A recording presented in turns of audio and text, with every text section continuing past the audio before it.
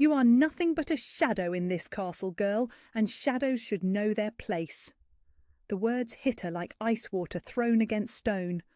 Lyra felt them settle into the familiar hollow space in her chest where such cruelties lived, that dark corner she had carved out years ago to house every dismissal, every sneer, every casual reminder that she did not belong anywhere that mattered. Cook Meredith stood over her with flour-dusted hands planted on her wide hips, grey eyes cold as winter morning, and Lyra knew better than to look up from the turnips she was peeling. She had learned long ago that meeting their eyes only made it worse. "The Harvest Festival is tomorrow," Meredith continued, her voice sharp enough to cut. "Every noble house in the kingdom will be watching, and I will not have some worthless kitchen rat embarrassing this castle with her clumsiness. You will stay in the scullery where you belong, and if I catch even a glimpse of you near the great hall, you will find yourself sleeping in the stables again." Lyra nodded once, keeping her head down, keeping her breathing steady. She had perfected this dance of survival over the years, this careful choreography of submission that kept her safe and invisible. The turnip in her hands was perfectly peeled now, its skin falling away in one long spiral, but she continued working the knife with movements that were perhaps too fluid, too precise for someone who was supposed to be nothing. She caught herself and made her next cut deliberately clumsy. "Did you hear me, girl?" "Yes, Cook Meredith."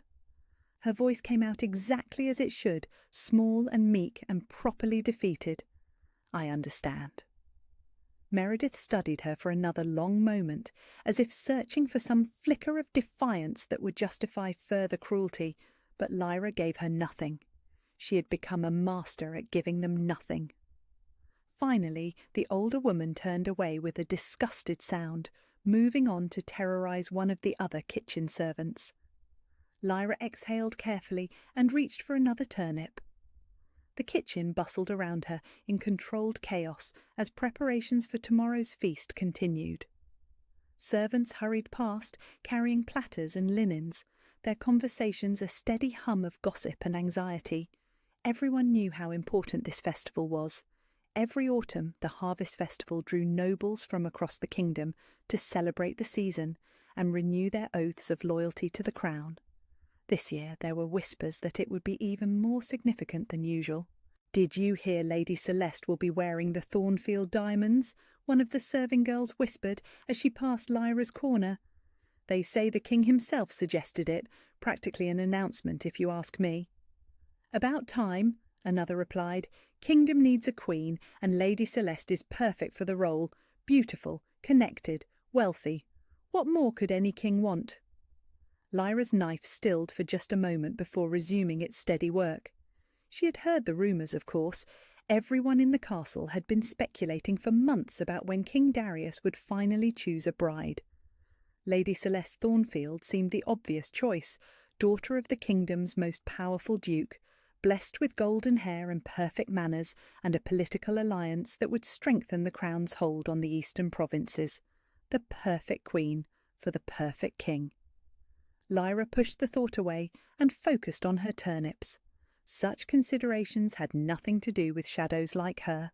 But as she worked, her mind drifted to the hidden space beneath her thin mattress in the servants' quarters, where something wrapped in old linen lay waiting. Her fingers tightened involuntarily around the knife handle, and for just a moment the blade caught the firelight in a way that made it gleam like silver flame. She loosened her grip immediately. "Stop daydreaming and work faster," Meredith snapped from across the kitchen. "Those turnips won't peel themselves, and we still have 3 courses to prepare." "Yes, cook." Lyra returned to her task, but her thoughts kept wandering to the weight of the bundle hidden away upstairs. She had carried that secret for so long now that it felt like part of her bones, woven into her very being, like another organ she could not live without. Her father, may his soul rest in peace, had made her swear on his deathbed to guard it with her life. "Promise me, little star," he had whispered with his last breaths, his weathered hand gripping hers with surprising strength. "Promise me you will keep it safe, keep it hidden, until the time comes. You will know when that time arrives, but until then, you must be invisible. You must be nothing." She had been 12 then, confused and terrified and desperate to ease his suffering. She had promised without understanding what she was promising, and now, 8 years later, she still did not fully comprehend the weight of what she guarded, but she had kept her word. She had made herself invisible, made herself nothing, just as he had asked, even when the nothing hurt like a physical wound. Lyra. The voice was softer than Meredith's, tinged with something that might have been sympathy. She looked up to find Elena, one of the younger kitchen maids, standing beside her with an armload of bread loaves.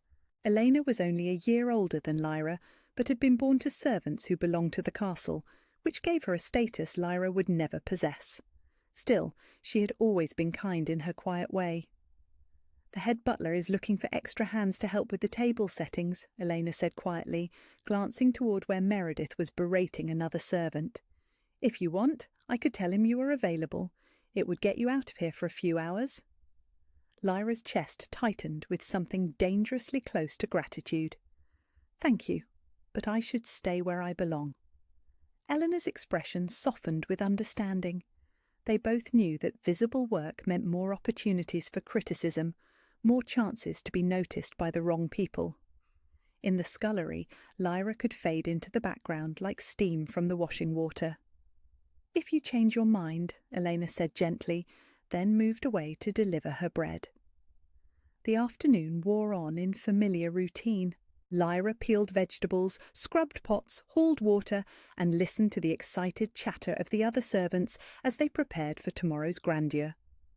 Despite her determination to remain uninvolved, she found herself absorbing details about the festival arrangements. The great hall would be decorated with autumn harvest displays. There would be dancing after the feast, with musicians brought in from the capital. King Darius was expected to arrive before sunset. That last piece of information sent an odd shiver down her spine, though she could not say why. "The King's Guard sent word ahead," she heard one of the footmen telling another. 47 knights in his retinue this time, plus the standard servants and advisers. They will need accommodation in the East Wing." 47, the other footman repeated with a low whistle. "That is more than usual. Think there is trouble brewing?" "There are always whispers of trouble," the first replied. "Border skirmishes with the northern clans, unrest in the coastal territories. A king cannot show weakness, especially not during festival season when every noble house is watching." Lyra tried not to listen, but the conversation pulled at her attention like iron filings drawn to a magnet. She had heard similar whispers in recent weeks, fragments of news filtering down through the servant hierarchy. Strange attacks on border villages, livestock found drained of blood, witnesses speaking of creatures that moved like shadows and struck like lightning. Probably just rumours, she told herself. Servants loved their dramatic stories, but something deep in her chest, something she had never quite understood, stirred restlessly at the words. As evening approached and the kitchen finally began to quiet, Lyra finished her tasks and slipped away toward the servants' quarters. The castle's corridors were dimly lit at this hour, most of the inhabitants either preparing for bed or finalising tomorrow's arrangements. She moved through the shadows like she belonged there, her footsteps silent on the stone floors. The servants' quarters were located in the castle's oldest section, where the walls were thick and the windows narrow. Lyra's room was barely larger than a closet, containing nothing but a thin mattress, a wooden chest that held her few belongings, and a small mirror that had been cracked down the middle for as long as she could remember. She closed the door behind her and knelt beside the mattress, her heart beating faster than it should as she reached underneath and found the familiar shape wrapped in old linen.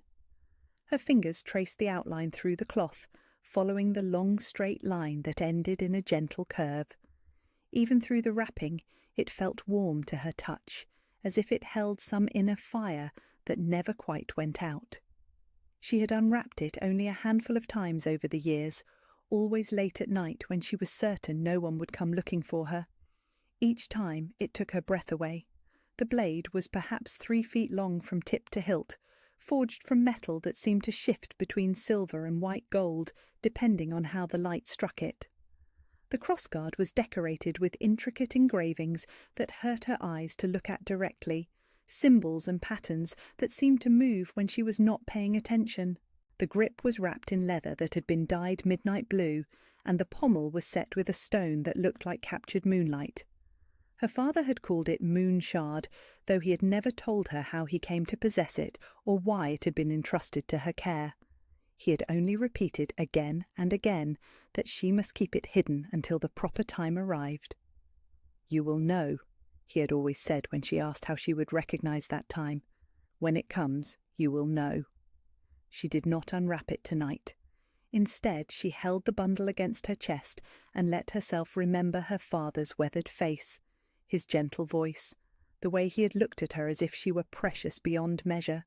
He had been the only person in the world who had ever seen her as something more than nothing, and sometimes she thought that keeping his memory alive was the only thing that prevented her from simply disappearing altogether. A sound from the corridor outside made her freeze. Footsteps, too heavy to belong to any of the other servants, moving with the measured pace of someone with authority. She quickly tucked the bundle back beneath her mattress and turned toward her small mirror, pretending to braid her hair for sleep. The footsteps paused outside her door. Lyra's breath caught in her throat. In all her years at the castle, no one of importance had ever sought her out in her quarters. Servants were summoned, not visited. She stared at her reflection in the cracked mirror and tried to understand why her heart was racing like she had been running for miles. After what felt like an eternity, the footsteps continued down the corridor and faded away. She sat on her mattress for a long time afterward, staring at the door and wondering who had been walking the servants' quarters at this hour. Tomorrow would bring the harvest festival with all its pageantry and celebration, and she would remain invisible as always, performing her small tasks in the background while greater people played out their grand dramas. But tonight something felt different. Tonight the air itself seemed charged with possibility, as if the world were holding its breath before some great change. She could feel it humming in her bones, that same restless energy that stirred whenever she heard talk of strange attacks and shadow creatures. She pressed her hand against the spot where Moonshard lay hidden and tried to convince herself that everything would remain exactly as it had always been. The lie tasted bitter in her mouth. Outside her narrow window, the autumn wind picked up, rattling the glass in its frame with a sound like distant thunder. Tomorrow the king would arrive with his retinue of knights and advisers. Lady Celeste would shine like a golden star in her perfect gown, and Lyra would peel vegetables in the scullery where shadows belonged. But deep in her chest, something ancient and powerful stirred in its sleep, as if it too had heard the approaching thunder and was beginning, finally, to wake. The ancient law was spoken in words that had not been heard in the great hall for 300 years, but the stones themselves remembered and trembled with recognition.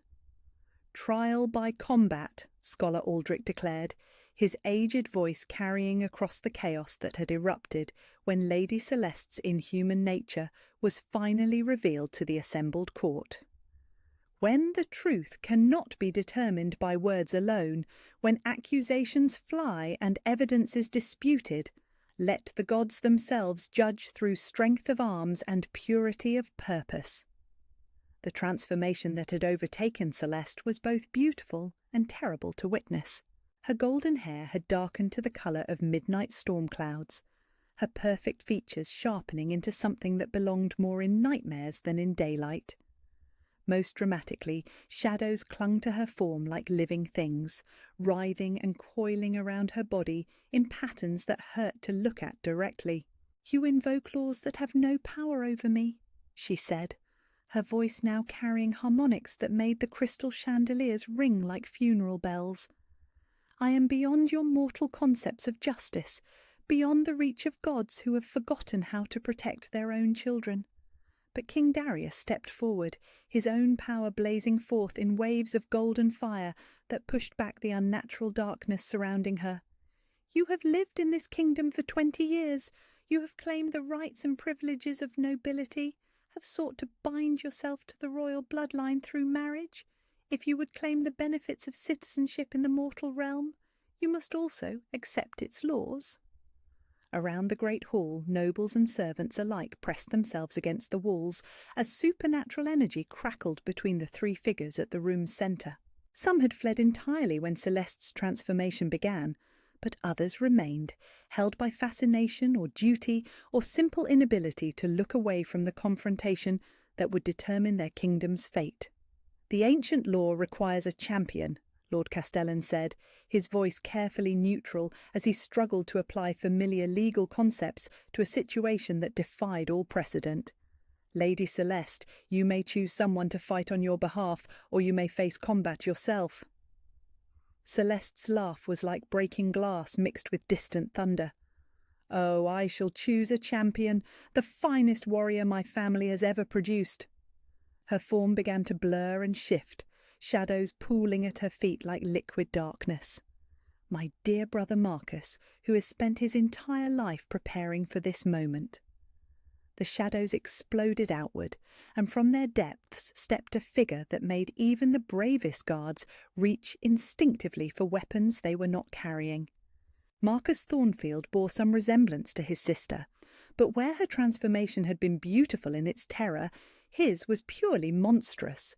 Nearly 7 feet tall, with muscles that bulged beneath skin that seemed to absorb light rather than reflect it, he moved with the predatory grace of something that had never known fear or mercy. His eyes were pits of starless night, and when he smiled, his teeth gleamed like polished obsidian. "Princess," he said, his voice a rumble that seemed to emanate from the depths of the earth. "I have been looking forward to this meeting for 20 years.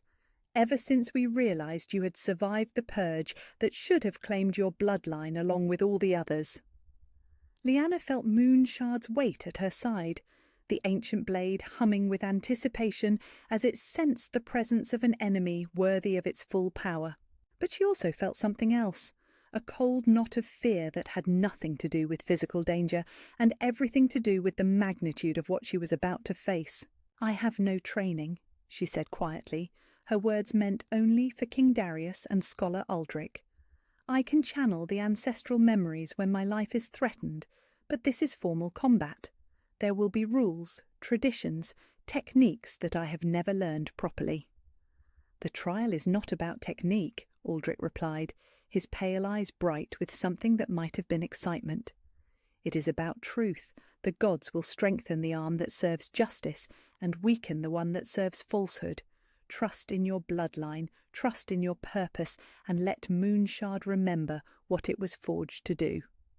King Darius moved closer, close enough that she could feel the warmth radiating from his body, could smell the complex scent that marked him as her mate, beyond any possibility of mistake. "You do not have to do this," he said softly. "I could face him myself, or choose another champion to fight in your name." She looked at him, seeing the worry in his green eyes, the way his wolf paced restlessly just beneath his human facade. He would fight for her without hesitation, would face any danger to protect what they had found together, but this was not his battle to fight. "I am the last of my line," she said, her hand finding Moonshard's grip with movements that felt like coming home.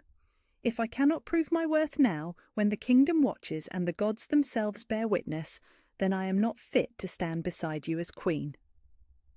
The great hall had been transformed for the trial, furniture moved aside to create a circular space marked by ancient runes carved into the floor itself.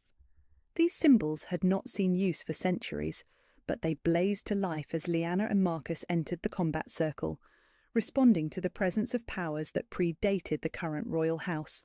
"The terms are simple," Lord Castellan announced, his voice carrying despite the supernatural energies that made the air itself seem to vibrate. "Combat continues until one participant yields, is unable to continue, or dies. The victor's cause shall be judged righteous by divine will." Marcus drew his weapon, a blade that seemed to be forged from crystallized shadow, its edge drinking light from the air around it. When he moved it through practice cuts, the sword left trails of darkness that lingered for several seconds before fading. Lyanna drew Moonshard, and immediately the great hall filled with silver radiance that pushed back the unnatural shadows clinging to her opponent. The ancient blade sang as it tasted air for the first time in formal combat, its song echoing off the stone walls in harmonics that seemed to reach directly into the souls of everyone present. "Begin," Lord Castellan said, and the word had barely left his lips before Marcus was moving. He came at her in a rush that carried no sound, his shadow blade seeking her heart with the precision of someone who had killed more times than he could count. She twisted aside, letting his momentum carry him past her, and struck back with Moonshard's edge. Silver fire met crystallized darkness in an explosion of light and sound that sent shockwaves through the assembled crowd. The impact drove both fighters apart, and for a moment they circled each other with new respect. Whatever Marcus had expected from a princess who had spent 20 years in hiding, it was not the strength and speed she had just demonstrated. "Interesting," he said, his voice carrying casual appreciation. "The bloodline awakening has progressed further than our intelligence suggested. This might actually provide some entertainment before you die." He attacked again, this time with calculated precision rather than overwhelming force. His blade wove patterns in the air that seemed to bend reality around them, creating zones of absolute darkness that would blind normal human sight. But Lyanna's enhanced senses could track him through shadow as easily as through light, and Moonshard blazed brighter in response to the increased threat. The battle that followed was unlike anything the Great Hall had ever witnessed. Silver fire and crystallized shadow met again and again, each clash sending waves of energy that made the ancient stones groan with strain. Marcus fought with centuries of experience behind every move, his inhuman strength and speed making him a deadly opponent who seemed to anticipate her attacks before she made them. But Lyanna fought with something more powerful than experience. She fought with the accumulated knowledge of 30 generations of blade maidens, with techniques that had been perfected over centuries of conflict with the Shadow Court. Every time Marcus pressed an advantage, she found herself responding with moves she had never learned, but somehow knew as surely as she knew her own name. "You cannot win," Marcus snarled as their blades locked together in a contest of pure strength. "I am eternal, unchanging, perfected through centuries of combat. You are mortal, limited, weak despite your borrowed power." "I am not borrowing anything," she replied, her voice carrying harmonics of silver bells and distant thunder. "This is my heritage, my birthright, my purpose, and you, creature of shadow, have forgotten that light burns brightest when surrounded by darkness." She broke the blade lock with a move that sent Marcus staggering backward, then pressed her attack with a series of cuts that traced patterns of incredible complexity in the air. Each movement was both beautiful and deadly, forming geometric shapes that seemed to exist in more dimensions than the human eye could properly perceive. Marcus's expression of casual superiority began to crack as he found himself driven back step by step. The shadow blade that had served him so well was leaving fewer and fewer marks on her silver armour of light, while Moonshard's edge found gaps in his defences with increasing frequency. "Impossible," he breathed, crimson flowing from a dozen shallow cuts that had accumulated despite his best efforts to avoid them. "The mortal form cannot channel that much ancestral power without burning itself apart." "Then it is fortunate," Lyanna said, spinning Moonshard in a complex pattern that left trails of silver fire hanging in the air like a constellation made manifest, "that I am no longer entirely mortal." The final exchange lasted perhaps 10 seconds, but those watching would remember it for the rest of their lives. Marcus threw everything he had into one last desperate assault, his shadow blade multiplying into dozens of strikes that came from every direction at once. Any normal defender would have been overwhelmed in the first heartbeat. Lyanna met every attack with perfect precision, Moonshard moving in patterns that seemed to violate the laws of physics as she blocked, parried, and redirected strikes that should have been impossible to see coming. And in the spaces between his attacks, her own blade found its mark again and again, silver fire burning away shadow until Marcus's form began to waver and blur at the edges. When it ended, Marcus knelt in the centre of the combat circle with Moonshard's point resting against his throat. His shadow blade shattered into fragments of crystallized darkness that dissolved into nothing as they touched the floor. "Yield," Lyanna said quietly, though her voice carried to every corner of the great hall. "Acknowledge the truth that divine judgment has revealed, and perhaps mercy can be found for those who serve darkness through deception rather than choice." For a moment, something almost human flickered behind Marcus's starless eyes. Some echo of the man he might have been before the Shadow Court's influence twisted him into a creature of pure malice. Then Celeste's voice cut through the moment like a blade through silk. "Kill him!" she commanded, her form now completely wreathed in shadows that seemed to reach toward every person in the hall with hungry intent. "If you would be queen, if you would rule over those who have accepted my family's guidance for 20 years, prove your strength by taking the life of one who dared challenge you." It was a trap, Lyanna realized with crystal clarity. Kill Marcus, and she would be seen as a tyrant who murdered defeated enemies. Show mercy, and she would be seen as weak, unable to make the hard choices that ruling required.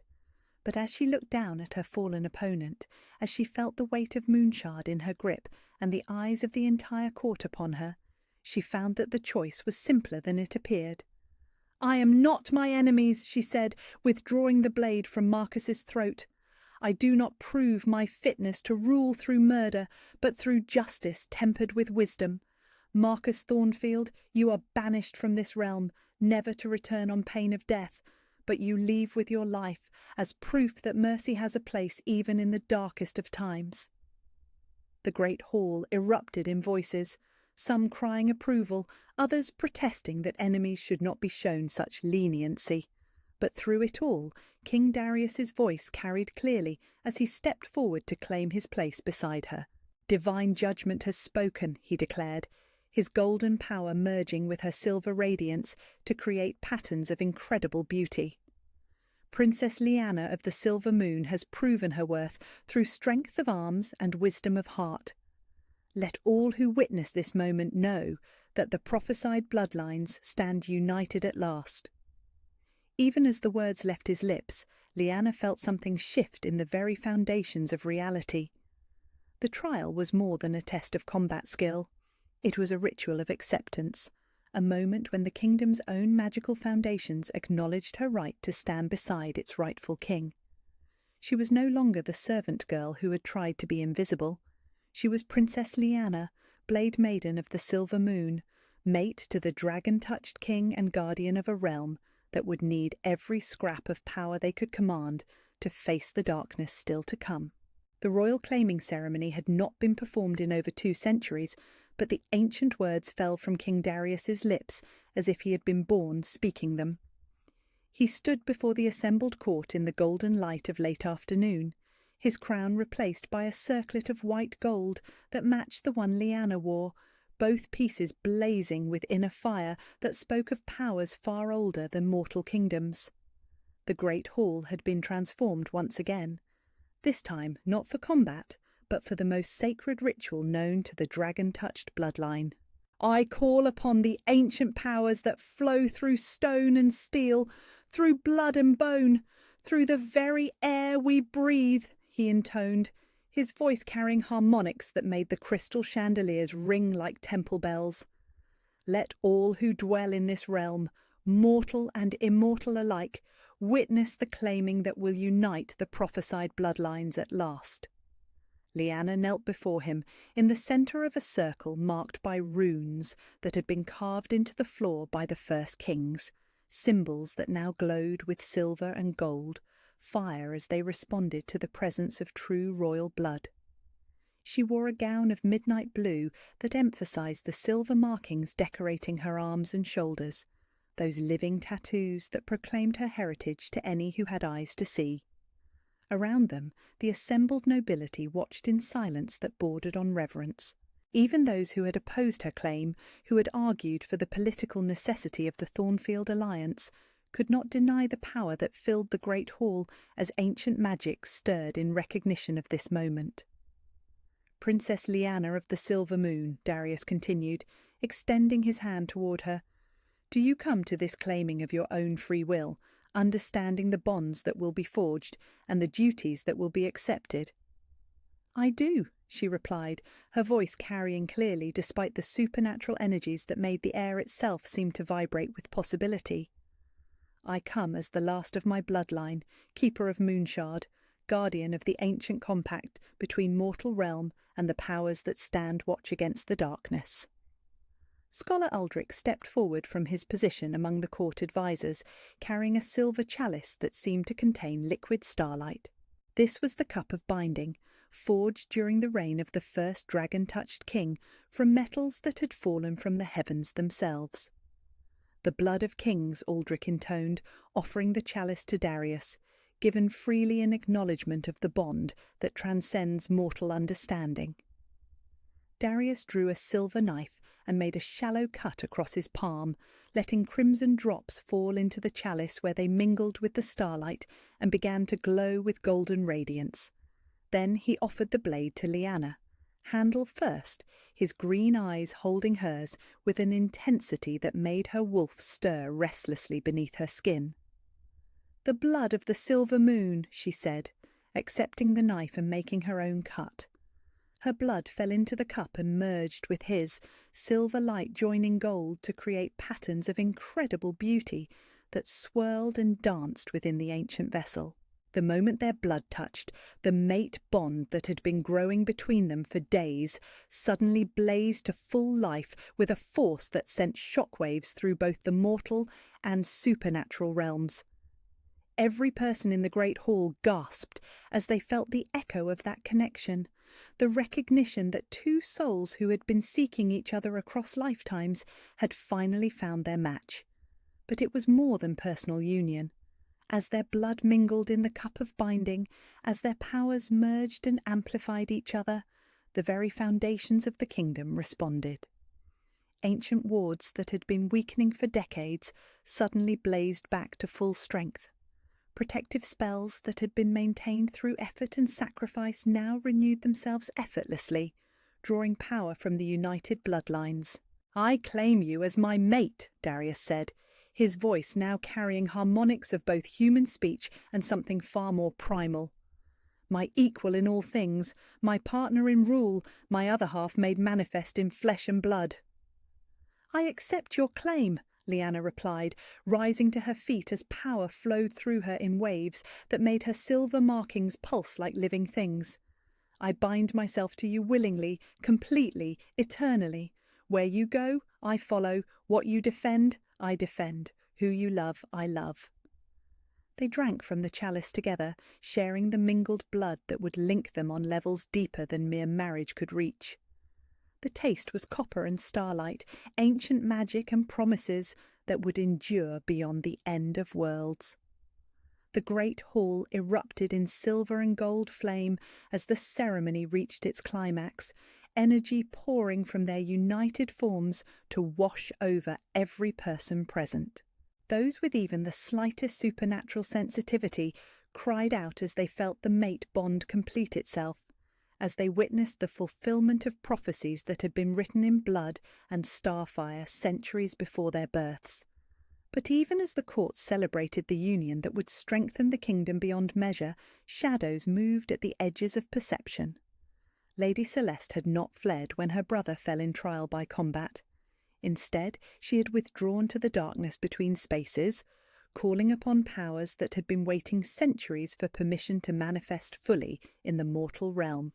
"It matters not," her voice whispered from everywhere and nowhere, carrying harmonics that made the crystal chandeliers crack and shatter. You have united the bloodlines, yes, but you are still mortal, still limited by flesh and bone and the pathetic spans of human lifetimes. The Shadow Court is eternal, and we can afford to be patient. The temperature in the great hall plummeted as her presence made itself known, frost forming on windows and breath misting in the suddenly frigid air. But rather than flee or cower, the assembled nobility drew closer together, finding courage in unity and strength in the blazing presence of their united king and queen. "Patient, perhaps," Darius replied, his voice carrying easily through the supernatural cold, "but not unopposed. The compact between mortal and immortal realms was forged for good reason, Celeste. The Shadow Court ruled through fear and consumption, treating thinking beings as nothing more than sources of energy to be harvested. We chose a different path." "You chose weakness," the disembodied voice replied, with contempt that froze the very air. "You chose sentiment over strength, compassion over necessity, and that choice will be your undoing." But Lyanna stepped forward, moonshard blazing in her grip like a captive star, and when she spoke, her words carried the authority of every blade maiden who had ever stood against the darkness. "We chose life over death, growth over stagnation, hope over despair," she said, her voice cutting through the supernatural cold like a flame through shadow. "And that choice has made us stronger than you can comprehend, creature who has forgotten what it means to value anything beyond your own hunger." The shadows at the edges of the hall writhed and coiled, forming shapes that suggested tentacles and teeth, and eyes like pits of starless night. But they could not advance into the circle of light that surrounded the united bloodlines, could not breach the defences that their very presence had strengthened beyond measure. "This is not over," Celeste's voice promised, already fading as her connection to the mortal realm weakened. "The Shadow Court has been patient for millennia. We can wait a few decades more for your mortal frames to weaken and age, for your united power to fragment as all mortal things must fragment in time." "Then you will wait in vain," Scholar Aldrich said quietly, stepping forward with a leather tome that radiated power like a small sun. "For the prophecies speak not just of united bloodlines, but of the children who will carry both heritages forward. The dragon-touched and the silver moon, joined in flesh and purpose, will birth a generation that carries the strengths of both lineages, with none of their weaknesses." The implications of his words sent ripples of understanding through the assembled court. Children born of this union would not be limited by purely human lifespans, would not weaken with age as mortal rulers must. They would carry forward both bloodlines in perfect balance, guardians who could stand watch against the darkness for centuries rather than mere decades. "Impossible!" Celeste's voice was now little more than a whisper, her presence fading as the truth of the prophecy struck home. "The bloodlines cannot merge so completely. The power would destroy any mortal vessel that attempted to contain it." "Perhaps," Lyanna said with a smile that held secrets and promises in equal measure. "But we are no longer merely mortal, are we? The mate bond has changed us, elevated us, made us into something new, something that can stand eternal watch against the eternal darkness." The shadows fled then, retreating to whatever spaces between realities the Shadow Court called home. But their departure was not defeat, merely strategic withdrawal.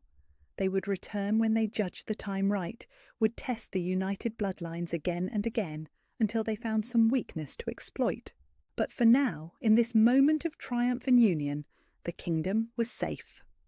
The prophesied bloodlines stood united at last, their power flowing through ancient stones and protective wards, their bond serving as a beacon of hope in a world that had forgotten what it meant to stand against the darkness without flinching. King Darius and Queen Lyanna faced the assembled court as equals, their hands joined and their powers merged, ready to lead their people into whatever future awaited.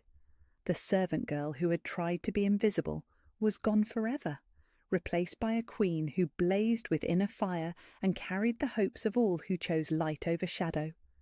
And in the depths of the castle, where ancient powers stirred in recognition of this moment, Moonshard sang with joy as it rested once more in the hands of one worthy to bear it.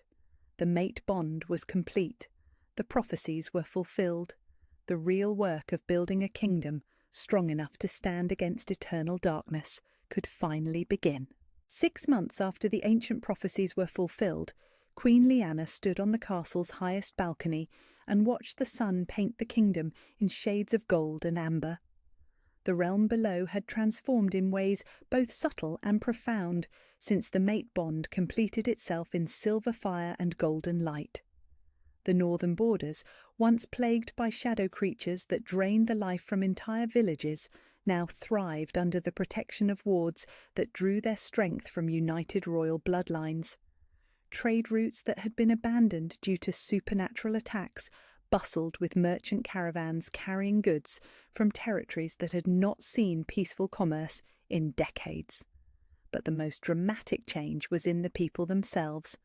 Where once servants and nobles alike had moved with the careful caution of those who knew predators stalked just beyond the firelight, now there was a confidence in their steps, a brightness in their eyes that spoke of hope renewed and fear banished. Leanna had grown into her role as queen with a grace that surprised even those who had witnessed her awakening. Gone was the girl who had tried to make herself invisible in castle corridors. In her place stood a woman who wore her silver-marked skin like armour and carried Moonshard openly at her side, no longer hiding what she was from those she was sworn to protect. The morning's training session had ended an hour ago, leaving her pleasantly tired from drilling with the new palace guard recruits. These were not ordinary soldiers, but young men and women who carried traces of the old bloodlines in their veins, distant descendants of supernatural lineages that had been thought extinct. Her awakening had called to something in their blood, and they came from across the kingdom seeking the chance to serve a queen who understood what it meant to carry power that set you apart from ordinary humanity. Teaching them to channel their abilities rather than fear them, Scholar Aldrich had said when she first proposed the training program. Building a guard force that can stand against enemies no mortal army could face. Wise beyond your years, Your Majesty. She smiled at the memory as she adjusted the simple practice clothes she still wore, leather and linen that allowed for easy movement, rather than the elaborate gowns court protocol usually demanded. Below in the courtyard, she could see some of those same recruits continuing their exercises, their movements carrying the fluid grace that came when supernatural ability was properly channeled rather than suppressed. "You are brooding again." The familiar voice made her turn with a smile that had become as natural as breathing. King Darius approached across the balcony, having shed his own formal court attire in favour of the simple shirt and leather breeches he preferred when they could steal moments away from royal duties. 6 months of marriage had only deepened the connection between them, the mate bond settling into something as fundamental as heartbeat or breath. "Not brooding," she corrected, moving into the circle of his arms with the easy intimacy of two people who had learned to share not just space but souls. "Reflecting. There is a difference." He chuckled, the sound rumbling through his chest where her head now rested. "Ah, reflecting. My apologies, Your Majesty. What deep thoughts occupy the mind of the Blade Maiden this afternoon?" She leaned back to look at him, noting the way afternoon light caught the gold flecks in his green eyes, the way contentment had softened some of the harsh lines that had marked his features during the darker days before their union. "I was thinking about change, about how different everything is now compared to 6 months ago." "Different how?" "Then I was a servant girl who spent her days peeling turnips and trying not to be noticed. Now," she gestured toward the thriving kingdom spread below them, "now I train warriors who carry the blood of ancient houses. Now I stand on this balcony wearing a queen's circlet and carrying a blade that legends say will only respond to royal blood." Darius studied her face with the careful attention of someone who had learned to read the subtle expressions that revealed her deeper thoughts. "Do you regret it? The loss of invisibility, of the simple life you led before?" She considered the question seriously, as she always did when he asked something that touched the heart of who she had become. "Sometimes I miss the simplicity," she admitted. "There was something peaceful about knowing exactly what was expected of me each day, about having problems that could be solved with hard work and careful attention to detail. But I was never truly simple, was I? Even when I was trying desperately to be nothing special, to be invisible and forgettable, I carried moonshard beneath my mattress and dreamed of silver light. The girl who peeled turnips was always just a disguise worn by someone who was meant for something larger." A sound from the courtyard below drew their attention. A commotion near the main gates, but not the kind that suggested danger. Leanna's enhanced senses could pick up excitement rather than alarm in the voices that carried on the afternoon breeze. "A messenger," Darius observed, his own supernatural hearing identifying the source of the disturbance, "bearing news that has the guards intrigued rather than concerned." They made their way down from the balcony, moving through corridors that had become as familiar as the rooms of her childhood home. The castle itself seemed different now, warmer somehow, as if the stones themselves had been infused with the golden and silver light that blazed from the royal quarters whenever the mate bond flared to its full intensity. The great hall buzzed with conversation as they entered, nobles and advisers clustering around a dust-covered rider who bore the colours of the eastern provinces. Lord Castellan approached them immediately, his weathered face bright with the kind of satisfaction that came from delivering unexpectedly good news. "Your Majesties," he said with a bow that had become noticeably deeper and more respectful over the past months, "a report from the eastern borders that I believe you will find most interesting." The messenger stepped forward, dropping to one knee in proper genuflection. "Your Majesties, I bring word from Lord Commander Hayes at Fort Silver Peak. The shadow incursions that have plagued the eastern passes for the past 5 years have ceased entirely.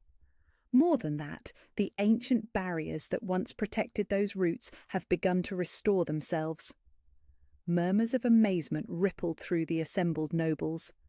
The eastern passes had been considered permanently compromised, their protective wards shattered beyond repair during the Shadow Court's initial probing attacks. Trade with the mountain kingdoms had dwindled to almost nothing as merchants refused to risk routes where shadow creatures waited in ambush. "Restore themselves how?" Scholar Aldrich stepped forward, his pale eyes bright with academic curiosity. "The ward stones were physically destroyed, scattered across miles of mountain terrain." "That is just it, Scholar," the messenger replied, excitement making him forget proper protocol. "The stones have reassembled themselves, drawn back together by some force that Lord Commander Hayes describes as, and I quote, like watching fallen stars remember how to shine." Leanna felt something stir in her chest, a recognition that had nothing to do with conscious thought and everything to do with the power that flowed through her veins. "The bloodlines," she said quietly, understanding flooding through her like warm water. "The ward stones were originally keyed to respond to royal blood. When the silver moon line was thought extinct, they began to fail. But now they sense your presence," Darius finished, his own understanding following hers. "The ancient protections are restoring themselves because they recognize that the bloodline they were sworn to serve has returned." It was Scholar Aldrich who gave voice to the full implications. "If this is happening in the eastern passes, it will be happening everywhere the old protections once stood. Border fortresses whose walls have crumbled will rebuild themselves. Bridges that have stood broken for decades will span their rivers once more. The entire kingdom will be stronger than it has been in living memory." The great hall erupted in celebration, voices raised in cheers that spoke of relief and joy and hope for a future brighter than anyone had dared imagine. But even as she smiled and accepted the congratulations of nobles who had once viewed her with suspicion, Leanna felt Darius's attention focus on her with the intensity that marked moments when the mate bond carried urgent communication. "What is it?" she asked quietly, though she suspected she already knew. His hand found hers, fingers intertwining in a gesture that had become their private signal for sharing thoughts too important for words. Through the bond, she felt his awareness of what she had been carefully not acknowledging for the past several weeks. The changes in her body that spoke of new life growing within her. The subtle shifts in scent that made his wolf pace restlessly with protective instincts. The way her power had begun to settle into new patterns, as if making room for something extraordinary. "We should tell them," he said, his mental voice warm with wonder and anticipation. "The kingdom deserves to know that the prophesied bloodlines will continue into the next generation." She looked out over the celebrating nobles, these people who had come to accept her not just as their queen, but as the guardian of powers that kept their realms safe from threats they could barely comprehend. They had earned the right to share in joy as well as responsibility. "Soon," she agreed, her free hand drifting unconsciously to rest against her still flat abdomen where the future of two ancient bloodlines grew in perfect secrecy. "But first, let them celebrate this victory. There will be time enough for announcements when I am certain the child will be strong enough to carry the weight of what it will inherit." The celebration continued around them as afternoon faded toward evening, voices raised in songs that had not been heard in the great hall since before the Shadow Court's influence began to poison the realm's magic. And through it all, king and queen stood together, their joined hands blazing with light that spoke of bonds that would endure beyond the ending of worlds. That night, as they stood once more on their private balcony and watched stars wheel overhead in patterns that had guided their ancestors through centuries of conflict and triumph, Lyanna reflected on the journey that had brought her from servants' quarters to a throne she had never dreamed of claiming. "Do you ever wonder," she asked, her voice soft in the darkness, "what would have happened if I had never drawn Moonshard that night in the Moonwell chamber? If I had remained hidden, remained the invisible girl who peeled turnips and asked for nothing more than to be left alone?" Darius was quiet for a long moment, his arms tightening around her as he considered the question. "I think," he said finally, "that some things are inevitable. The mate bond called to us across a crowded hall before either of us understood what we were feeling. Your blood would have responded to Moonshard, whether Scholar Aldrich guided you to it or not. The Shadow Court would have continued their attacks until someone rose to stand against them." He turned her in his arms so that she faced him, moonlight catching the silver markings on her skin and making them glow like living constellations. "But even if it was inevitable, even if the prophecies demanded that we find each other and unite the bloodlines, what we built from that necessity is ours alone. The love, the partnership, the future we are creating together, that belongs to us, not to ancient words written in blood and starfire." She smiled, feeling the truth of his words settle into her bones like warmth from a well-tended fire. "I love you," she said, the simple words carrying weight beyond their ordinary meaning. "Not because the mate bond demands it, not because prophecy says we belong together, but because you saw worth in a servant girl when the rest of the world saw nothing." "And I love you," he replied, "because you chose to be a queen when you could have remained hidden, because you fight for those who cannot fight for themselves, because you carry light into dark places and make them shine." They kissed beneath the stars that had witnessed the rise and fall of kingdoms, that had looked down on countless royal couples who had sought to balance personal happiness with the demands of rule. But few of those ancient observers had seen love that burned as bright as what blazed between the dragon-touched king and the blade maiden of the silver moon. When they finally parted, Lyanna rested her forehead against his and whispered words that would be remembered long after their reign became legend. "When I stopped believing I was worthless," she said, "I discovered that I was priceless." From servant to queen, Lyra's journey proves that our true power often lies hidden until we're brave enough to claim it. If you loved watching her transformation, share this story with someone who believes in second chances and hidden strength. What moment in this story resonated most with you? Let me know in the comments below. The king arrived like thunder rolling across a clear sky. Lyra felt his presence before she saw him, a pressure in the air that made her wolf stir restlessly beneath her skin in ways she had never experienced before. She was scrubbing the great hearth in the main hall when the massive doors swung open, and suddenly the entire castle seemed to inhale and hold its breath. King Darius entered with the fluid grace of a predator who had never known fear. He was taller than she had expected from the servants' whispered descriptions, broader through the shoulders, with dark hair that caught the afternoon light like polished obsidian.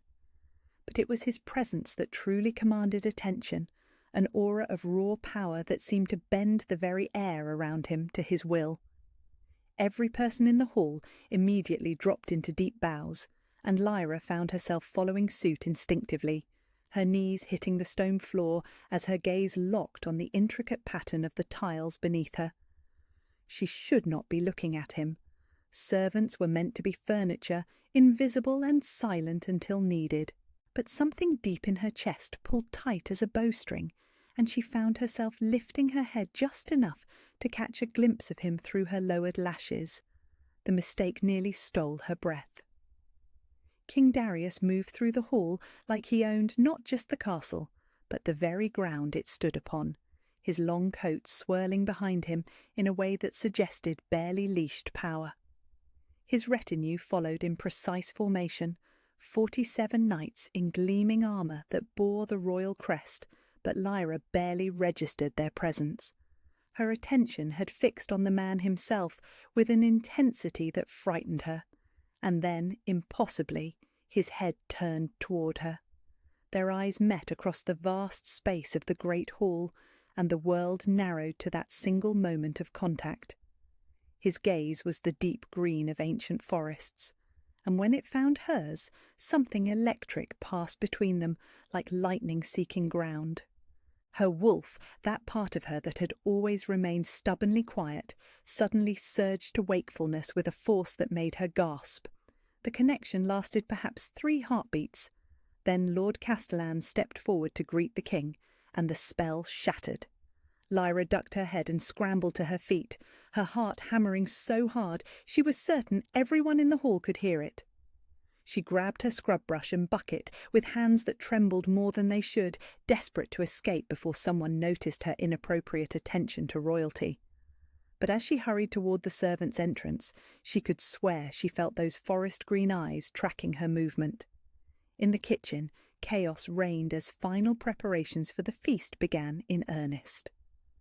Lyra threw herself into her assigned tasks with desperate focus, trying to scrub away the memory of that moment in the great hall. It had been nothing, she told herself, a trick of light and distance.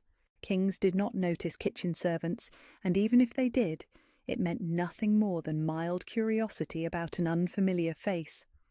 But her wolf disagreed, pacing restlessly beneath her skin like it was searching for something it had lost. "Stop looking so addled and focus on your work," Cook Meredith snapped as she swept past with an armload of silver serving platters.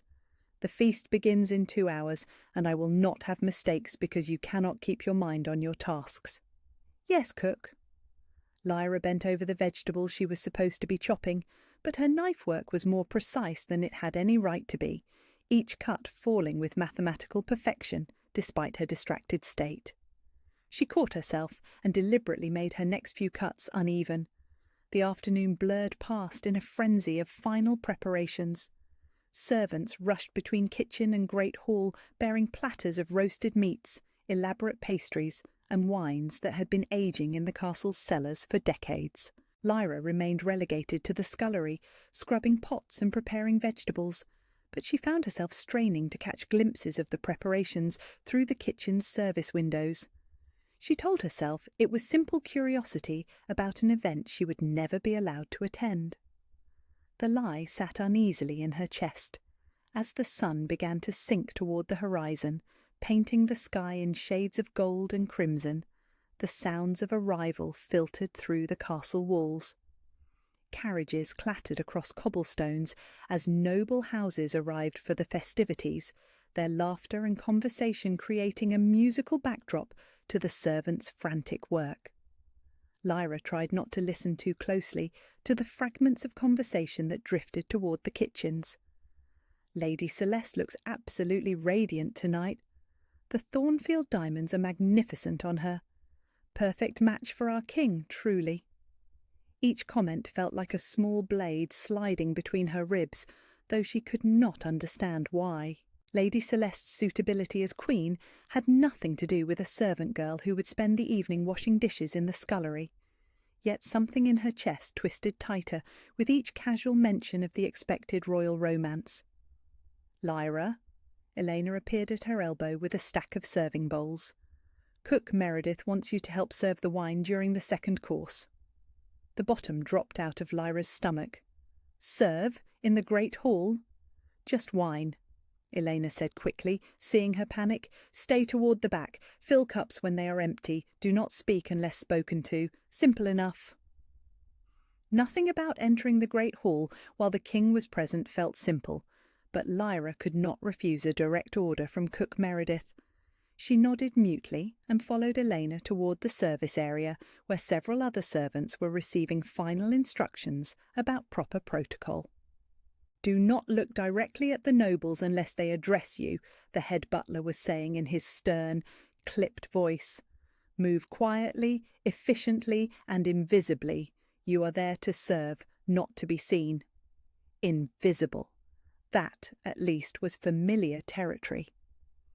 20 minutes later, Lyra found herself carrying a heavy silver pitcher of wine into the great hall, her heart beating so loudly she was amazed it did not echo off the stone walls. The hall had been transformed into something magical, with autumn harvest displays creating bursts of gold and amber throughout the space. Hundreds of candles cast dancing shadows that seemed to make the very walls alive with movement. And at the high table, seated in a chair that might as well have been a throne, sat King Darius. He had changed from his travel clothes into formal court dress, a midnight blue doublet that emphasized the breadth of his shoulders and made his dark hair gleam like polished metal. The circlet of royal office rested on his brow with casual authority, as if it had grown there rather than been placed. When he laughed at something Lord Castellan said, the sound rolled through the hall like distant thunder, and Lyra felt it resonate in her bones. Beside him, Lady Celeste was a vision of golden perfection. Her gown was the colour of winter sunlight, and the famous Thornfield diamonds glittered at her throat like captured stars. She moved with practised elegance, every gesture calculated to catch the light and draw attention to her beauty. When she leaned close to whisper something to the king, her golden hair fell across her shoulder like silk. They looked perfect together, a golden goddess and a dark king, exactly as the kingdom expected. Lyra forced herself to look away and focus on her task. She moved along the lower tables first, filling wine cups for minor nobles and wealthy merchants, with hands that remained perfectly steady despite the chaos in her chest. The wine was deep red, almost black in the candlelight, and it poured with the smooth consistency of liquid velvet. She was working her way toward the high table when it happened. A minor lord, already deep into his cups, gestured expansively as he told some story to his table mates. His elbow caught Lyra's pitcher as she reached past him to fill another cup, and suddenly wine was spraying across the table in a crimson arc. The lord lurched backward with a curse, his chair tilting dangerously, and Lyra's reflexes kicked in without conscious thought.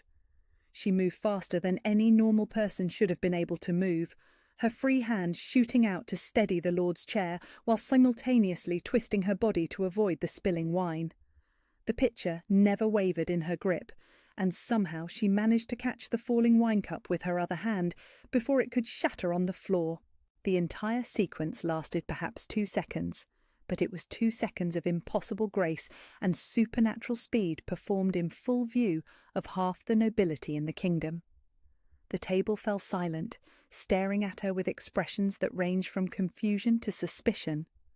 Lyra's blood turned to ice as she realized what she had just revealed.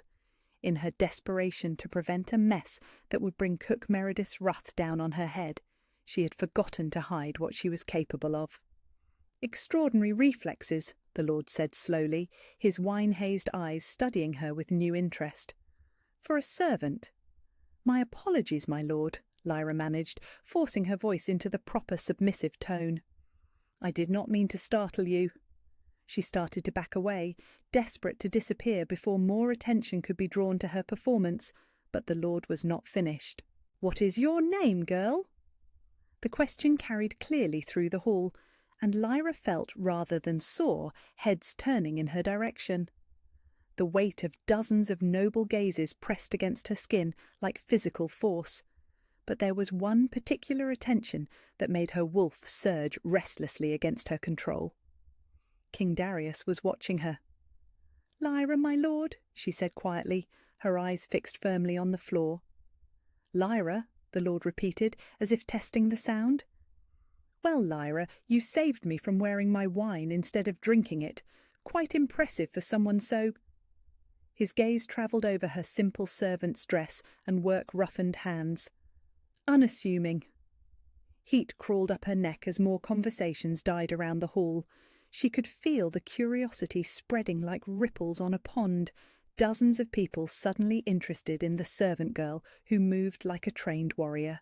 This was exactly what her father had warned her against, exactly the kind of attention that could destroy everything she had worked to build. "If you will excuse me, my lord," she said, backing toward the servants' entrance with careful, measured steps. "I should return to my duties." But as she turned to flee, her gaze swept across the high table one final time, and she found King Darius still watching her with an intensity that made her breath catch. His green eyes seemed to see straight through her carefully constructed facade to whatever lay beneath, and for one terrifying moment she thought she saw recognition flicker across his features. Then Lady Celeste placed her perfectly manicured hand on his arm, drawing his attention back to their conversation, and the spell broke. Lyra escaped to the kitchen with her heart hammering and her wolf pacing restlessly beneath her skin. She set down the wine pitcher with hands that trembled only slightly and tried to convince herself that the incident would be forgotten by morning. Nobles had short memories for servants' faces, and there had been dozens of people in that hall. One small display of quick reflexes would hardly be worth remembering, but deep in her chest she could still feel the weight of forest-green eyes watching her every movement, and she suspected that King Darius was not the type of man who forgot anything. That night, long after the feast had ended and the castle had settled into sleep, Lyra lay in her narrow bed and stared at the cracked ceiling above her head. Beneath her mattress, moonshards seemed to pulse with warmth, as if the ancient blade had sensed something in the air that even she could not name. Outside her window, the autumn wind rattled the glass with increasing force, and somewhere in the distance she could swear she heard the lonely howl of a wolf calling to the moon. The attack came during the evening's entertainment, when wine had loosened tongues and lowered guards. Lyra was carrying a tray of empty goblets back to the kitchen when the first scream pierced the air like breaking glass. The sound came from the great hall, high and sharp with terror, followed immediately by the crash of overturning furniture and the metallic ring of steel being drawn. She froze in the corridor, her heart slamming against her ribs as more screams joined the first. Every instinct screamed at her to run, to find the nearest hiding place and wait for the danger to pass. That was what servants did during crises. They made themselves invisible until their betters sorted out whatever violence had erupted. Instead, she set down her tray and moved toward the sounds of battle. The great hall had transformed from elegant celebration into a scene of chaos. Tables lay overturned, their contents spilled across the stone floor in glittering puddles of wine and scattered food. Nobles who had been laughing moments before now pressed themselves against the walls in terror, their fine clothes torn and stained as they scrambled for safety.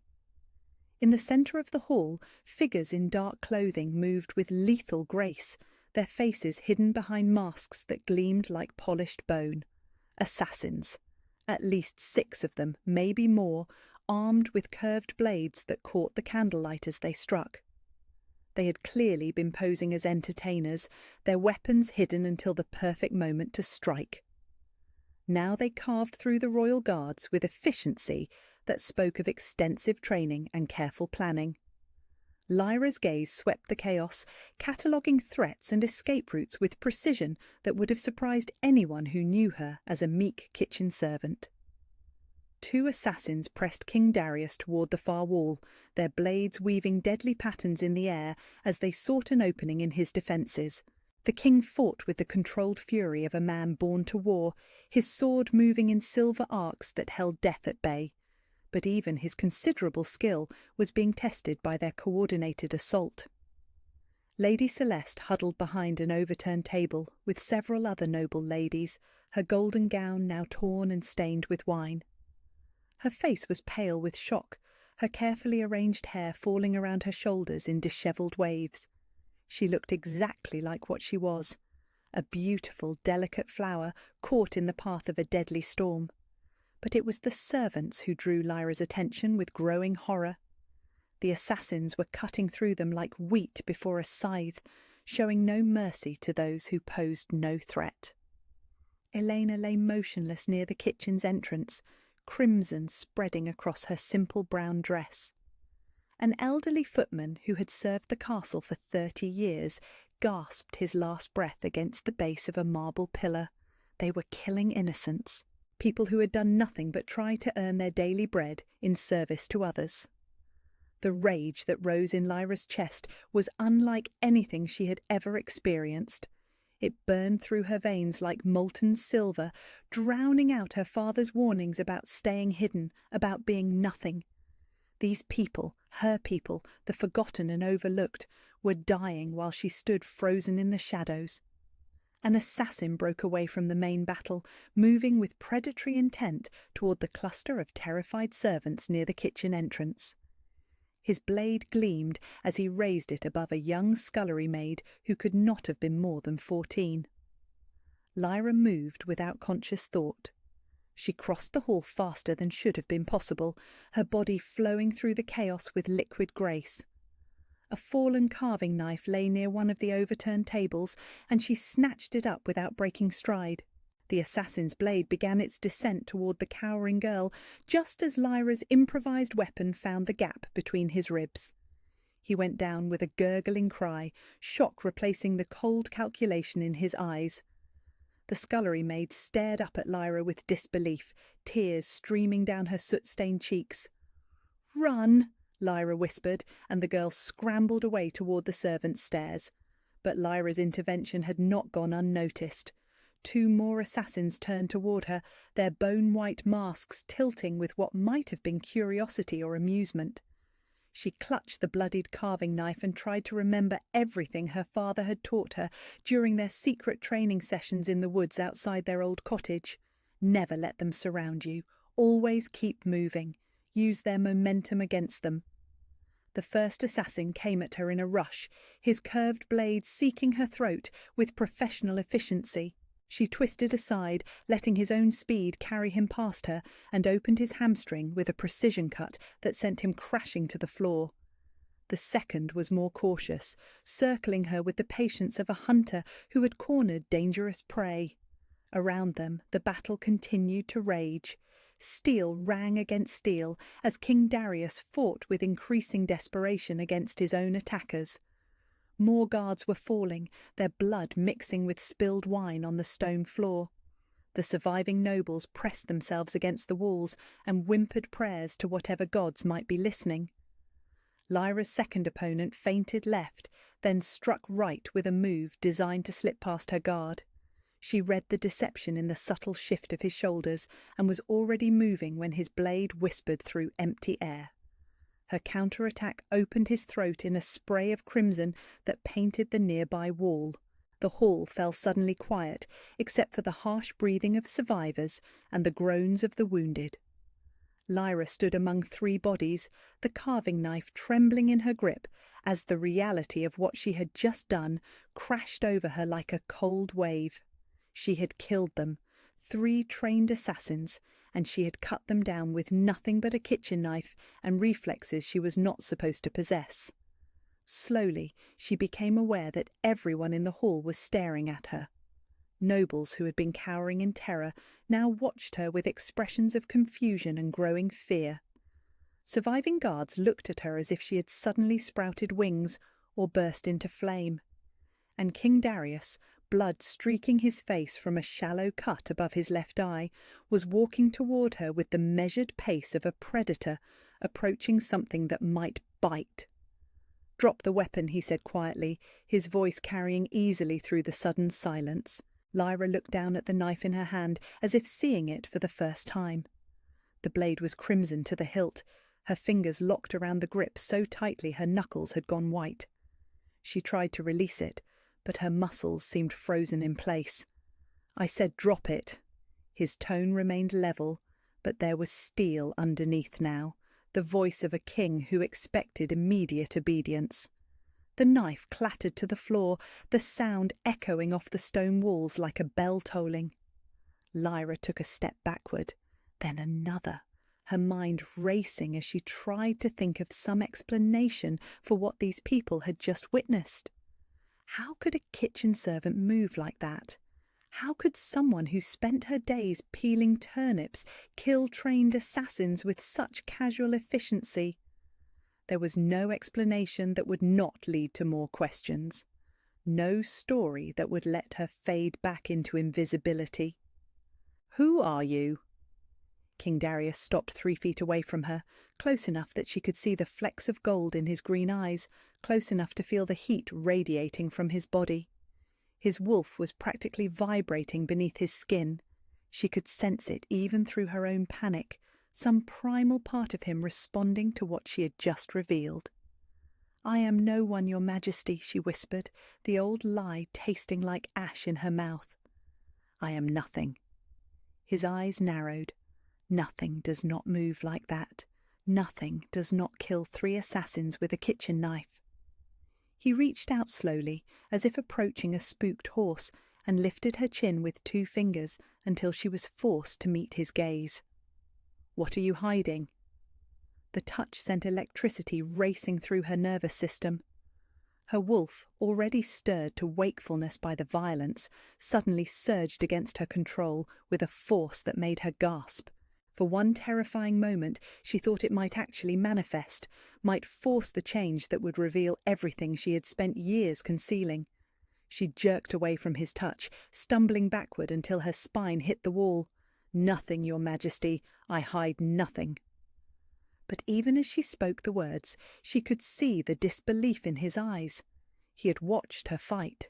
He had seen the impossible speed, the inhuman grace, the way she had read her opponent's movements as if she could see their intentions before they formed. No amount of submissive posturing would erase what he had witnessed. "Seize her!" Lady Celeste's voice cut through the tension like a blade. She had risen from her hiding place behind the overturned table, her golden hair dishevelled, but her voice steady with authority. She conspired with the assassins. How else could a servant kill trained killers unless she knew their plan? Several guards moved toward Lyra, their hands reaching for the iron shackles that hung from their belts. She could have fought them. Part of her wanted to, the wolf raging against the idea of captivity. But there was nowhere to run. The great hall had only one exit that was not blocked by armed men, and that led deeper into the castle where she would be cornered within minutes. "Wait!" King Darius held up one hand, and the guards froze. His gaze never left Lyra's face as he spoke. If she conspired with them, why did she save the servants? Why kill her own allies? "A ruse," Lady Celeste said immediately. "To establish her innocence after the deed was done. Look at her, Darius. Does she look like someone who could overpower trained killers? Unless—" Her blue eyes glittered with malicious intelligence. "Unless she is not what she appears to be." The words hung in the air like an accusation. Around the hall, whispers began to spread as nobles and servants alike studied Lyra with new eyes. She could feel their speculation pressing against her like physical weight, their minds working to solve the puzzle of a servant who fought like a warrior born. King Darius continued to watch her with that unsettling intensity, as if he could see through her skin to whatever secrets lay beneath. When he spoke, his voice was soft enough that only she could hear. "Show me what you are hiding." The words were not a command, but a request, almost a plea. Something in his tone made her chest tighten with an emotion she could not name. He was not asking, as a king demanding answers from a subject. He was asking as something else entirely, something that made her wolf pace restlessly behind her ribs. But she could not give him what he wanted, not here, not in front of all these witnesses, not when revealing the truth would mean abandoning every promise she had made to her father's memory. "I cannot, your majesty," she whispered. Disappointment flashed across his features, followed quickly by something that might have been understanding. He stepped back, his shoulders settling into the formal posture of a king rather than the tense alertness of a hunter. "Then you will be confined until we can determine the truth," he said, his voice carrying once more to every corner of the hall. "Guards, escort her to the tower chambers. She is to be questioned at first light."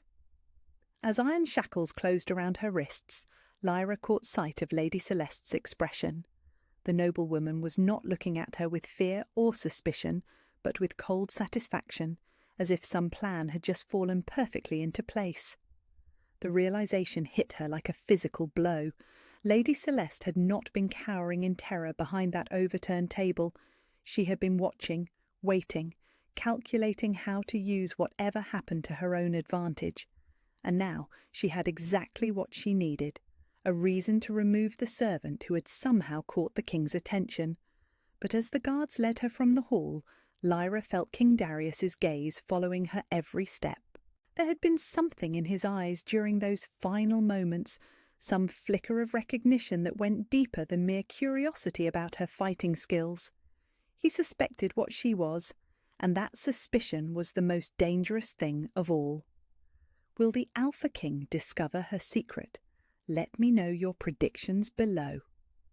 The tower chamber was meant to be a prison, but King Darius had made it feel like a trap.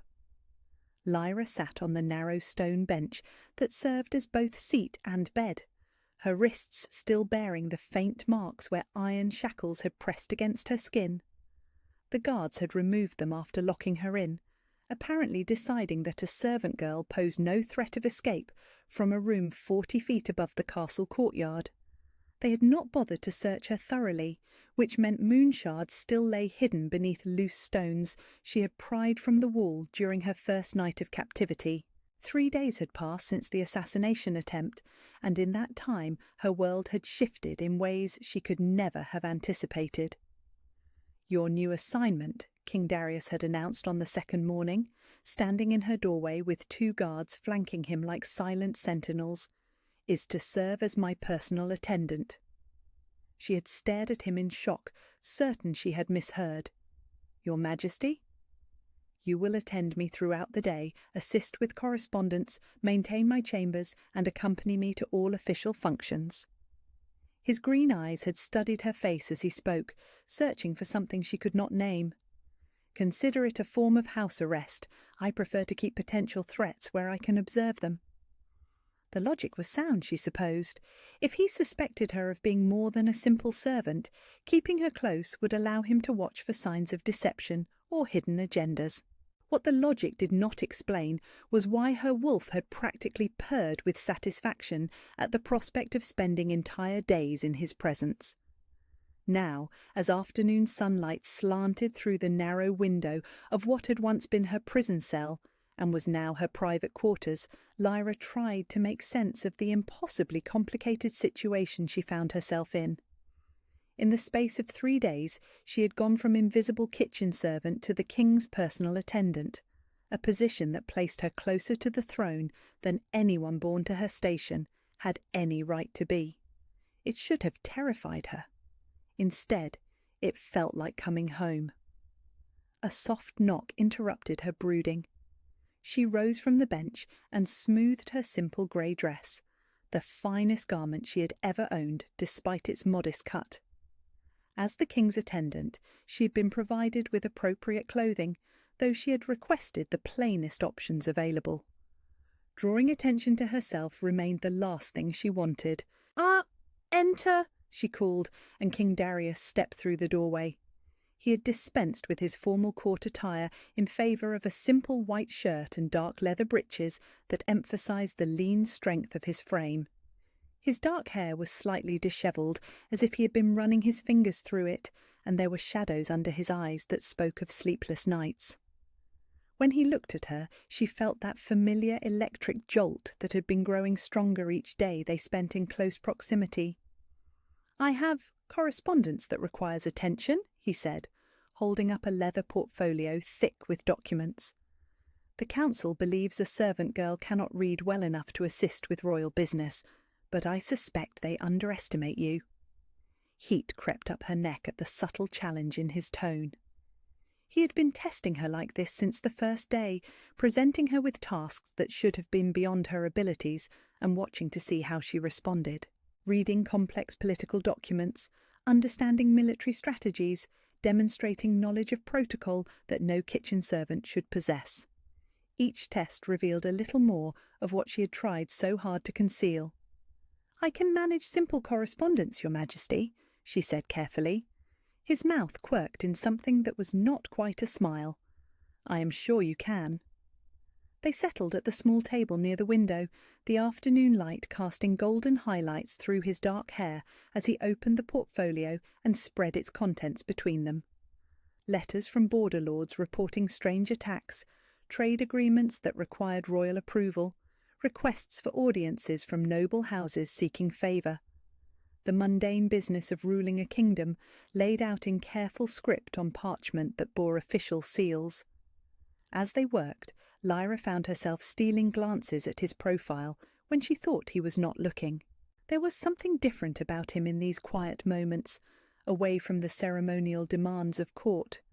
His shoulders carried less tension, his expression softened from the hard mask of royal authority into something more human. When he concentrated on a particularly complex document, he had a habit of pursing his lips slightly that she found unexpectedly endearing. "This trade agreement with the eastern provinces," she said, pointing to one of the documents. "The taxation rates seem unusually favourable to their merchants, almost too favourable." He looked up from the letter he had been reading, his green eyes sharpening with interest. "Explain."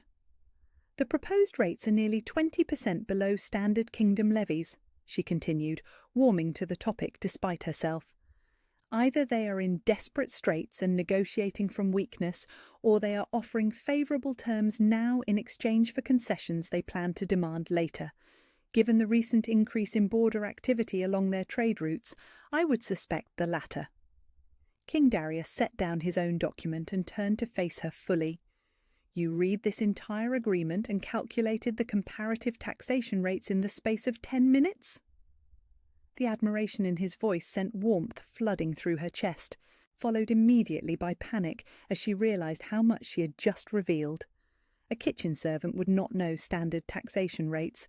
A kitchen servant would not be able to analyse political implications. A kitchen servant certainly would not dare offer strategic advice to a king. "I apologise, Your Majesty," she said quickly, lowering her gaze to the table. "I overstepped my bounds. Look at me." His voice was soft but carried an undertone of command that made her obey without conscious thought. When their eyes met, she saw something in his expression that made her breath catch. "Who taught you to read like that, to think like that?" The question hung in the air between them, heavy with implications she did not dare explore. Her father had taught her during long winter evenings when he had insisted she learn letters and numbers and the complex art of seeing patterns within seemingly random information. But her father had been a royal guardian once, before he became a hermit caring for a lost child, and his lessons had carried the weight of knowledge far beyond what any common man should possess. "My father," she said finally, "he believed education was important." "Your father was more than a simple farmer." It was not a question. She remained silent, unwilling to confirm or deny what he already suspected. Around them, the afternoon light continued its slow journey across the stone walls, marking the passage of time with golden fingers that painted everything in warm hues. Somewhere in the castle below, she could hear the distant sounds of daily life continuing, servants going about their tasks, guards changing shifts, the eternal rhythm of a royal household.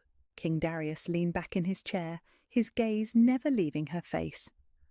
The council met this morning to discuss the assassination attempt.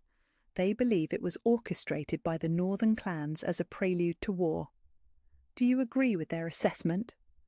The question slipped out before she could stop it, too direct and familiar for someone of her supposed station.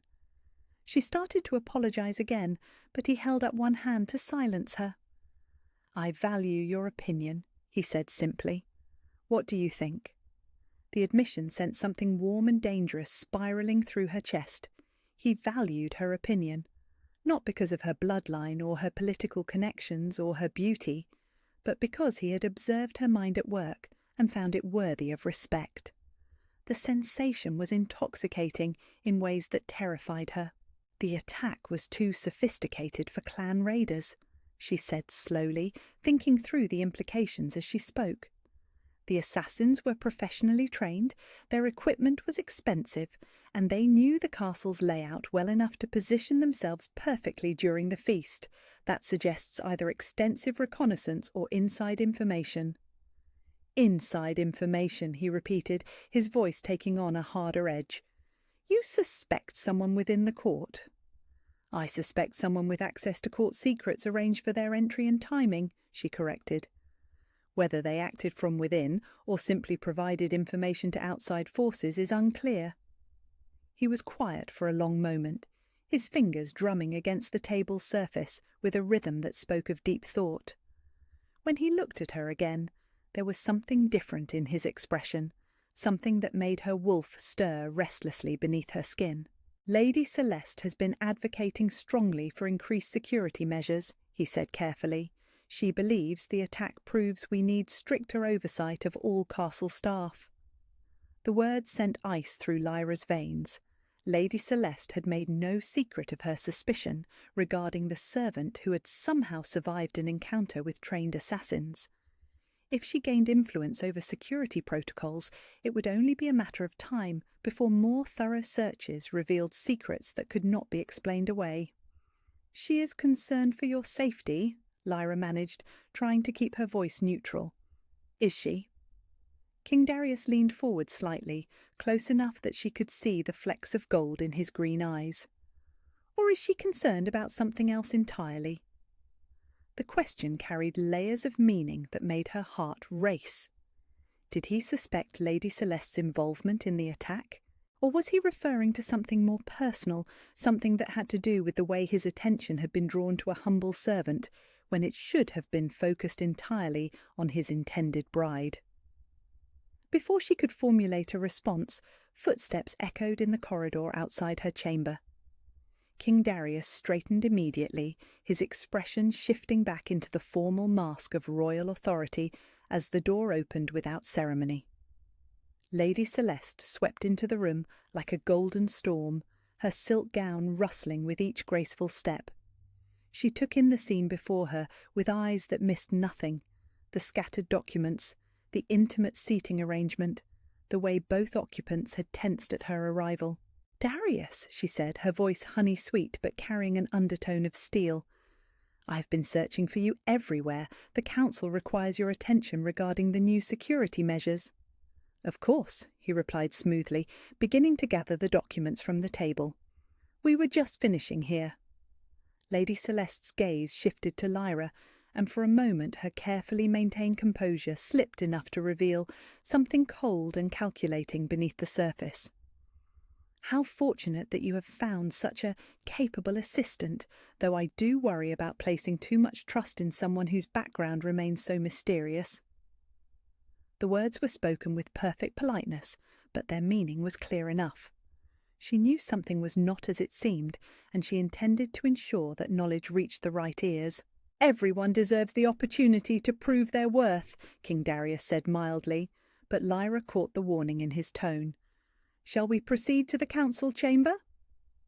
As they prepared to leave, Lady Celeste moved closer to Lyra, with the fluid grace of a predator circling prey. I do hope you are settling well into your new position, she said softly, her voice pitched too low for King Darius to hear. It would be such a shame if anything were to complicate your service here. The threat was delicately delivered, but unmistakable. Lyra met her gaze with carefully neutral eyes and offered the shallow bow appropriate to their difference in station. Thank you for your concern, my lady. I am grateful for the opportunity to serve. Lady Celeste smiled, an expression that held no warmth whatsoever. I am sure you are. When they had gone, Lyra sank back onto the stone bench and pressed her hands against her chest, trying to calm the wild beating of her heart. 3 days of this impossible proximity to King Darius, 3 days of tests and questions and moments of connection that felt more dangerous than any assassin's blade. And now Lady Celeste was actively suspicious, actively threatened by whatever she sensed developing between them. The mate bond, she realised with growing horror. Lady Celeste could sense the mate bond. Outside her window, the afternoon light was fading toward evening, and somewhere in the castle below she could hear the distant sound of wolves howling in harmony with the approaching night. The sound called to something deep in her chest, something that had been growing stronger and more difficult to suppress with each day she spent in the king's presence. She reached beneath the loose stones and touched the wrapped length of moonshard, feeling its warmth pulse against her fingertips like a heartbeat. Her father's voice echoed in her memory, warning her about the dangers of discovery, about the need to remain invisible until the proper time arrived. But as King Darius's scent lingered in the air around her, and her wolf paced restlessly behind her ribs, Lyra began to wonder if that time was approaching faster than she had ever imagined possible. The ancient scholar arrived like a whisper of forgotten secrets made flesh. Lyra first noticed him during the morning court session, a bent figure in travel-worn robes who moved through the great hall with the careful steps of someone whose mind dwelt more in the past than the present. Scholar Aldrich of the Northern Archive, King Darius had introduced him, come to research historical precedents for dealing with the increasing border tensions. Most of the nobles had paid him little attention, dismissing him as another dusty academic, more concerned with old books than current politics.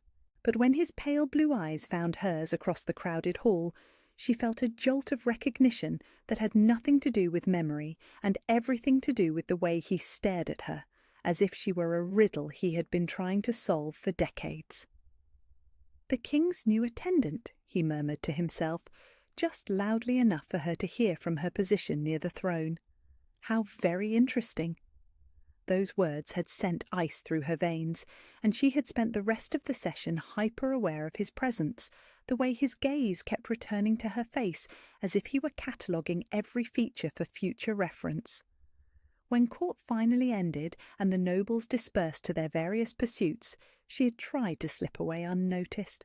She should have known that someone who studied secrets for a living would not be so easily avoided. "You carry yourself like nobility," Scholar Aldrich said quietly, appearing beside her in the corridor outside the great hall with the silent grace of a much younger man. "But you dress like a servant and keep your eyes downcast like someone who has learned to hide in plain sight. Tell me, child, what are you running from?" Lyra's heart hammered against her ribs, but she kept her voice steady. "I'm not running from anything, Scholar. I'm simply trying to perform my duties without drawing unwanted attention." "Ah, but attention finds us regardless of our wishes, does it not?" His smile was gentle but knowing, the expression of someone who had spent a lifetime reading the spaces between words. "Especially when we possess gifts that mark us as different from those around us." Before she could respond, Lady Celeste's voice cut through the corridor like a blade through silk. "How refreshing to see someone taking interest in the servants," she said, approaching them with the fluid grace of a predator scenting weakness. though I confess I am surprised that a scholar of your reputation would find our little mystery girl so fascinating." The words were spoken with perfect politeness, but Lyra caught the subtle emphasis on mystery girl that made it clear Lady Celeste viewed her as nothing more than an irritating puzzle to be solved and discarded. The noblewoman had changed from her morning court dress into riding attire, her golden hair twisted into an elegant braid that emphasized the aristocratic lines of her face. "Every person carries stories worth studying," Scholar Aldrich replied mildly. "History is not made only by kings and queens, but by all those whose choices shape the world around them." Lady Celeste's blue eyes glittered with something that might have been amusement. "How philosophical, though I wonder if some stories are better left unexamined, particularly when their telling might prove uncomfortable for everyone involved." The threat was delicately delivered, but unmistakable. Lyra felt the familiar knot of fear tightening in her chest, the same sensation she had carried since childhood whenever someone looked too closely at what she tried so hard to conceal. "Uncomfortable truths often prove the most valuable," Scholar Aldrich said, his tone remaining conversational despite the warning in Lady Celeste's words. "They have a way of reshaping our understanding of what we thought we knew." For a moment, the two of them regarded each other with the polite intensity of duelists measuring distances before the first strike.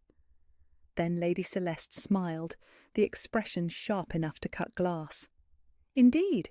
Well, I shall leave you to your historical research. I am certain it will prove illuminating." She turned to Lyra with that same razor smile.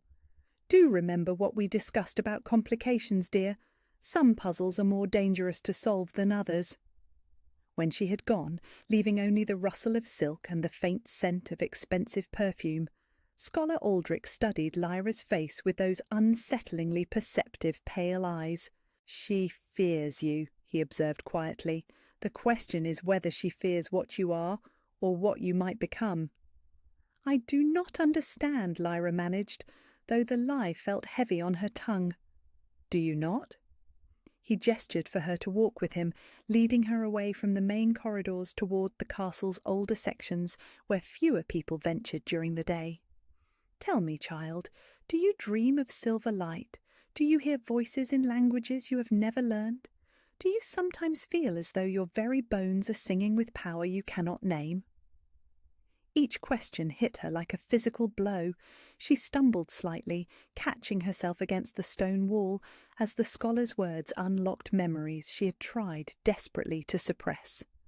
The dreams that came with increasing frequency, filled with blinding light and the clash of ancient weapons. The whispers in the old tongue that seemed to echo from within her own mind during quiet moments. The sensation of something vast and powerful stirring beneath her skin whenever she was forced to defend herself or others. "How could you possibly know that?" she whispered. Scholar Aldrich's expression softened with something that might have been compassion. "Because I have spent 40 years studying the old bloodlines, child. I know the signs of power that has been deliberately suppressed, and I recognize the markers of those who carry royal blood even when they themselves remain unaware of their heritage." The corridor around them seemed to blur at the edges as his words sank in. Royal blood. The phrase echoed in her mind like a bell tolling, connecting dots she had never dared to connect before. Her father's insistence on education fit for nobility. The way he had sometimes looked at her as if she reminded him of someone important. The ancient blade he had entrusted to her care, wrapped in warnings about staying hidden until the proper time arrived. "My father never said," she began, but her voice failed her. "Your father was Garrett of the Northern Guard," Scholar Aldrich said gently. "One of the finest warriors ever to serve the crown, and sworn protector of the royal bloodline. When Princess Lyanna disappeared during the massacre at Silverbrook 20 years ago, he was tasked with finding her." The words hit her like cold water. Princess Lyanna.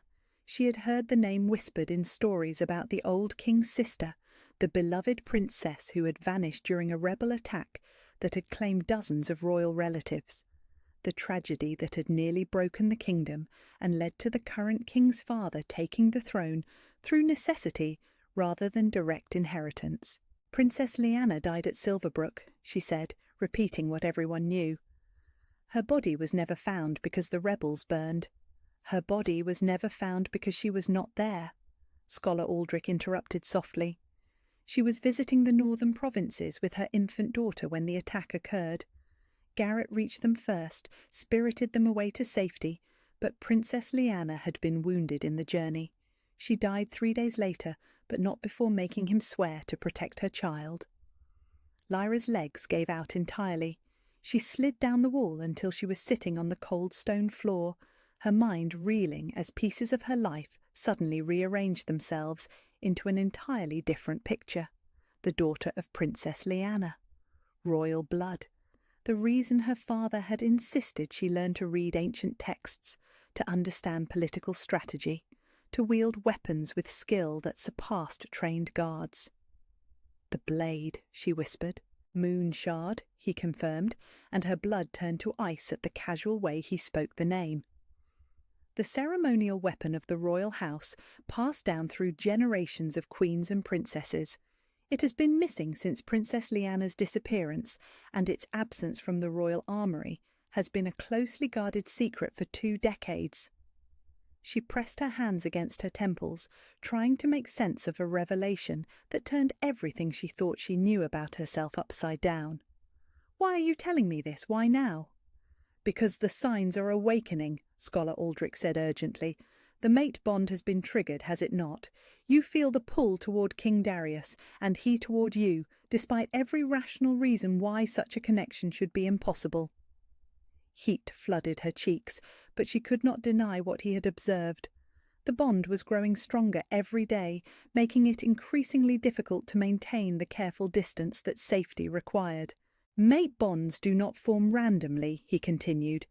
"They are the kingdom's way of ensuring that power remains in balance, that the strongest supernatural bloodlines unite to protect the realm against threats that ordinary humans cannot face. Your bond with King Darius is not an accident or an inconvenience to be ignored. It is a sign that the ancient prophecies are beginning to unfold."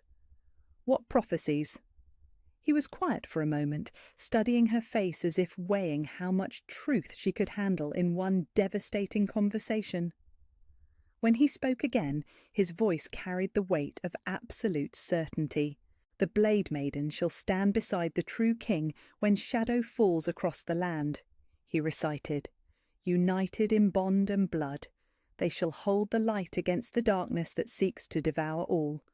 Only together can they command the power needed to preserve what remains of the old magic."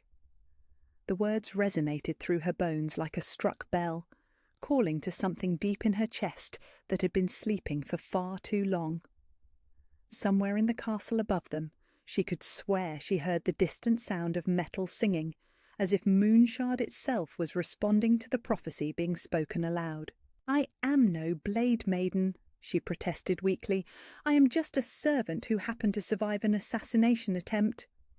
"You killed 3 trained assassins with a kitchen knife," Scholar Aldrich reminded her gently.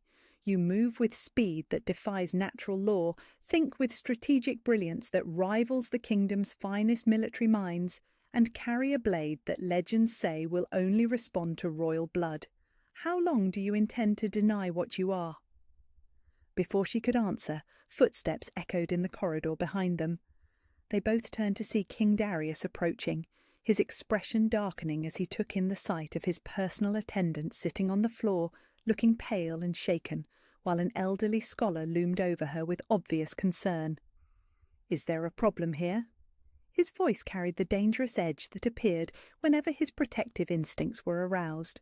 Scholar Aldrich straightened slowly, meeting the king's gaze with steady calm. "I was simply sharing some historical context that might prove relevant to recent events, Your Majesty. Sometimes understanding the past helps us navigate the present more effectively." King Darius's green eyes shifted between them, clearly sensing undercurrents he did not understand.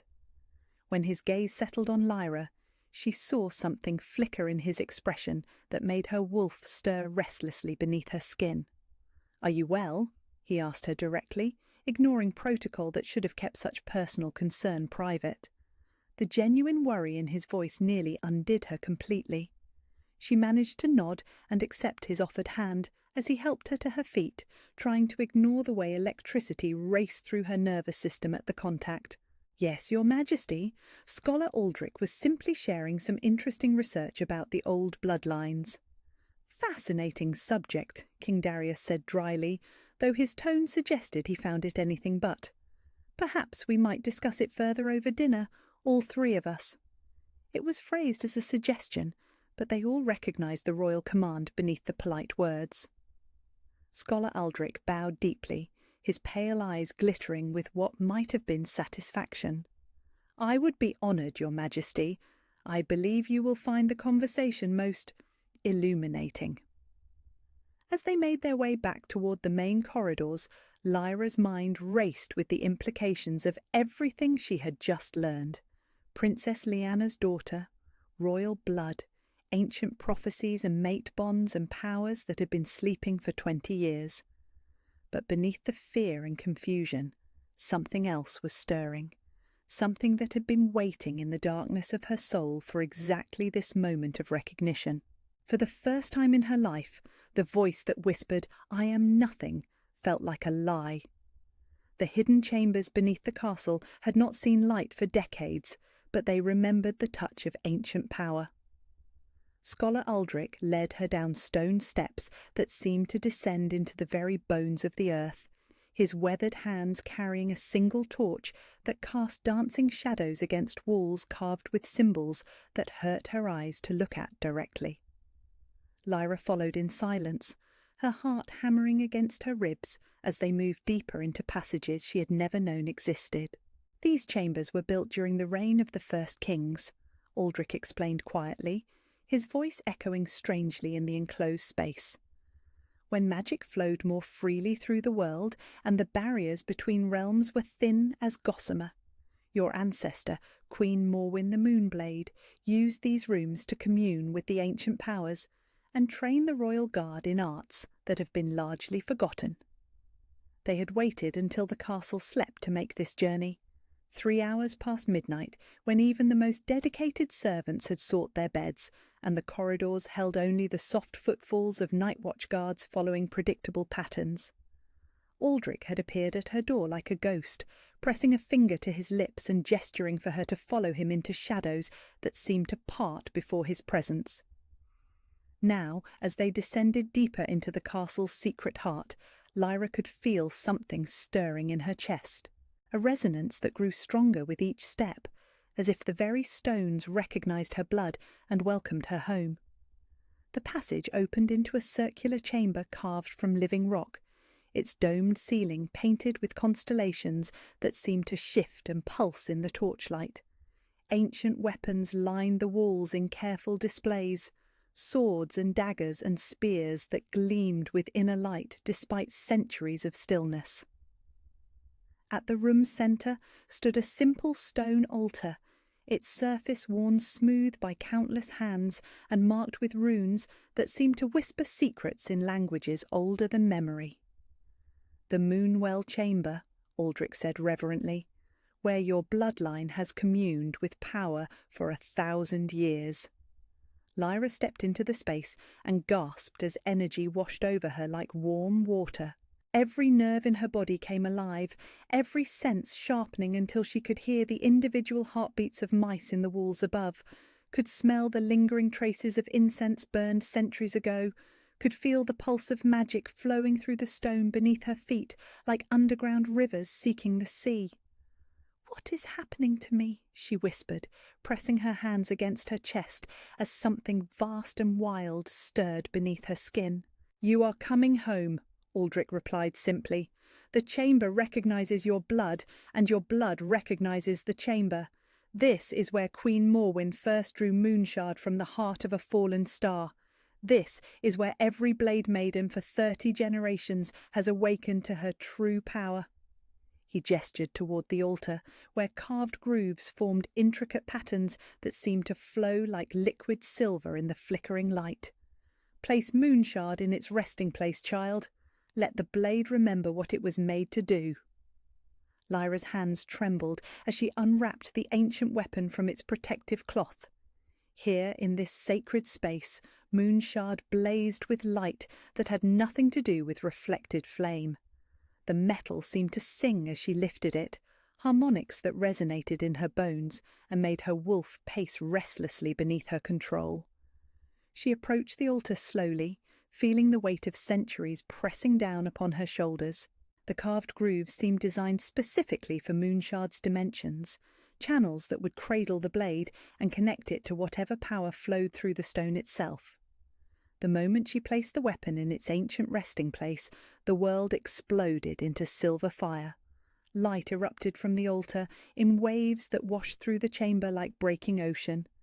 The constellation painted on the ceiling blazed to life, stars wheeling in patterns that mapped the movement of power through the castle above. Every weapon on the walls began to glow in harmony with Moonshard's song, creating a symphony of metal and magic that seemed to shake the very foundations of reality. And through it all, Lyra felt her carefully constructed barriers beginning to crack. The suppression that had kept her power dormant for 20 years shattered like glass beneath the weight of ancestral recognition.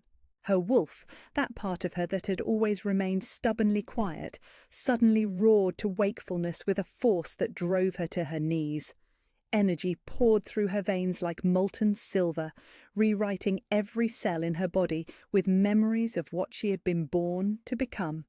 She heard herself scream, but the sound that emerged was not entirely human. It carried harmonics of wild places and ancient power, the voice of something that had never learned to bow to human authority. "Let it come," Aldrich said urgently, kneeling beside her as she writhed on the stone floor. "Do not fight the awakening, child. Your power has been caged too long. Let it remember freedom." Through the haze of transformation, she became aware that they were no longer alone in the chamber. King Darius stood in the doorway, his face pale with shock as he took in the scene before him. His green eyes were wide with disbelief, tracking the waves of silver light that continued to pour from the altar where Moonshard rested in its ancient home. "What is she?" he whispered, and his voice carried clearly despite the chaos of magic swirling through the air. "She is what she was always meant to be," Aldrich replied, without taking his eyes off Lyra's convulsing form. "The last of the royal bloodline. The Blade Maiden prophesied to stand beside the true king when darkness falls." King Darius stepped into the chamber, and immediately the quality of light changed. Where Lyra's power blazed silver, his presence brought forth complementary gold, as if the two energies were designed to work in harmony. His wolf rose to answer hers, and suddenly the chaotic surge of magic flowing through the room found focus and direction. Lyra's convulsions began to ease as the golden light merged with the silver, creating patterns of incredible beauty that danced across the chamber walls. She could feel her bones settling into new configurations, her muscles adapting to strength she had never been allowed to access, her senses expanding until she could perceive layers of reality that had been hidden behind her suppression. When the transformation finally subsided, she found herself lying on the stone floor with silver light still crackling across her skin like captured lightning. Her hair, which had always been the brown of common earth, now held threads of silver that caught the magical radiance and threw it back in prismatic sprays. Her eyes, she knew without looking in a mirror, would now glow with inner fire when her power was roused. Most dramatically of all, intricate silver markings had appeared across her arms and shoulders, runes and patterns that seemed to shift and flow like living things. They were beautiful and terrible, marking her as something far beyond ordinary humanity. King Darius approached slowly, as if she were a wild creature that might bolt at sudden movement. When he knelt beside her, she could see her transformation reflected in his eyes, could see the way her changed appearance affected him on levels he probably did not fully understand. "Lyra," he said softly, and her name on his lips sounded different now, weighted with recognition and something that might have been awe. She sat up carefully, testing her new strength and finding it vast beyond her wildest imaginings. When she looked at him, she could see not just his physical form, but the golden aura that surrounded him, could smell the complex scent that marked him as her mate with absolute certainty. "I am not Lyra," she said, and was startled by the harmonic quality of her own voice. Lyra was the name of a servant girl who tried to be invisible. "I am—" She paused, reaching for words that had been locked away for 20 years. "I am Lyanna, Princess Lyanna of the Silver Moon, daughter of the lost royal line, and I am no longer hiding." The declaration rang through the chamber with the weight of absolute truth. King Darius stared at her with an expression that cycled through shock, recognition, and something deeper that made her newly awakened power sing in response. "The mate bond," he breathed, finally understanding what his wolf had been trying to tell him since the moment they first met. "You are my mate, my true mate." She nodded, no longer afraid of the connection that had been growing between them. "The kingdom's magic chose us, bonded us, because together we carry the bloodlines needed to face what is coming." Scholar Aldrich cleared his throat gently, reminding them that they were not alone in this moment of earth-shaking revelation. The prophecies speak of darkness rising, of ancient enemies returning to claim what they believe was stolen from them. The northern attacks are not random raids by desperate clans. They are the advance guard of something far more dangerous. King Darius rose to his feet, his expression hardening into the focused intensity of a warrior preparing for battle. "What enemies?" "The Shadow Court," Aldrich replied gravely. "Supernatural entities that ruled these lands before humanity learned to work iron and speak words of power. They were banished beyond the borders of reality itself, but banishment is not destruction. They have been waiting, growing stronger, seeking a way to return and reclaim the world they consider rightfully theirs." Lyanna accepted King Darius's offered hand and let him help her stand, marvelling at the way their combined energies made the very air around them shimmer with possibility. She felt different in ways that went far beyond the physical changes, as if 20 years of carefully maintained restraint had been stripped away to reveal the true scope of what she was capable of. "The assassination attempt," she said suddenly, pieces clicking into place with devastating clarity. "It was not meant to kill you. It was meant to prevent the mate bond from forming, to keep us from awakening to our true power." King Darius's jaw tightened with understanding, which means whoever orchestrated it knows exactly what we are and what we represent. The implication hung between them like a drawn blade. Someone within the castle, someone with access to court secrets and the ability to coordinate with outside forces, was actively working to prevent the prophecies from being fulfilled. "Lady Celeste," Lyanna said quietly, though the words tasted bitter with betrayal. "She knew. When she threatened me, when she positioned herself during the attack, she has been working with the Shadow Court." Before either man could respond, the chamber's entrance exploded inward in a shower of stone and silver light. Armed figures poured through the breach, their faces hidden behind masks that gleamed like polished bone. But these were not the same assassins who had struck during the feast. These moved with inhuman grace, and their weapons blazed with dark fire that seemed to drink light rather than reflect it. "The awakening has been sensed," one of them spoke in a voice like grinding stone. "The abomination must not be allowed to bond with the false king. Kill them both." Lyanna felt Moonshard's song intensify as the ancient blade responded to the presence of its enemies. She reached for the weapon with movements that felt like half-remembered dance steps, and when her fingers closed around the familiar grip, power flooded through her with the force of a breaking dam. The battle was about to begin, And this time she would not be fighting with kitchen knives and desperate improvisation. This time she would fight as the Blade Maiden she had always been meant to be. The secret is out! What do you think happens next? The weight of impossible truth settled over King Darius like armour forged from his own shattered assumptions. He stood in his private chambers as dawn painted the sky in shades of gold and crimson, staring out at the courtyard where servants went about their morning routines in blissful ignorance of the revelation that had torn his world apart only hours before. The Moonwell chamber had been sealed again, its ancient secrets locked away behind stones that would yield to no ordinary force, but the memory of silver light and impossible transformation burned behind his eyes like after-images of lightning. Lyanna, Princess Lyanna of the Silver Moon, daughter of the lost royal line, his mate.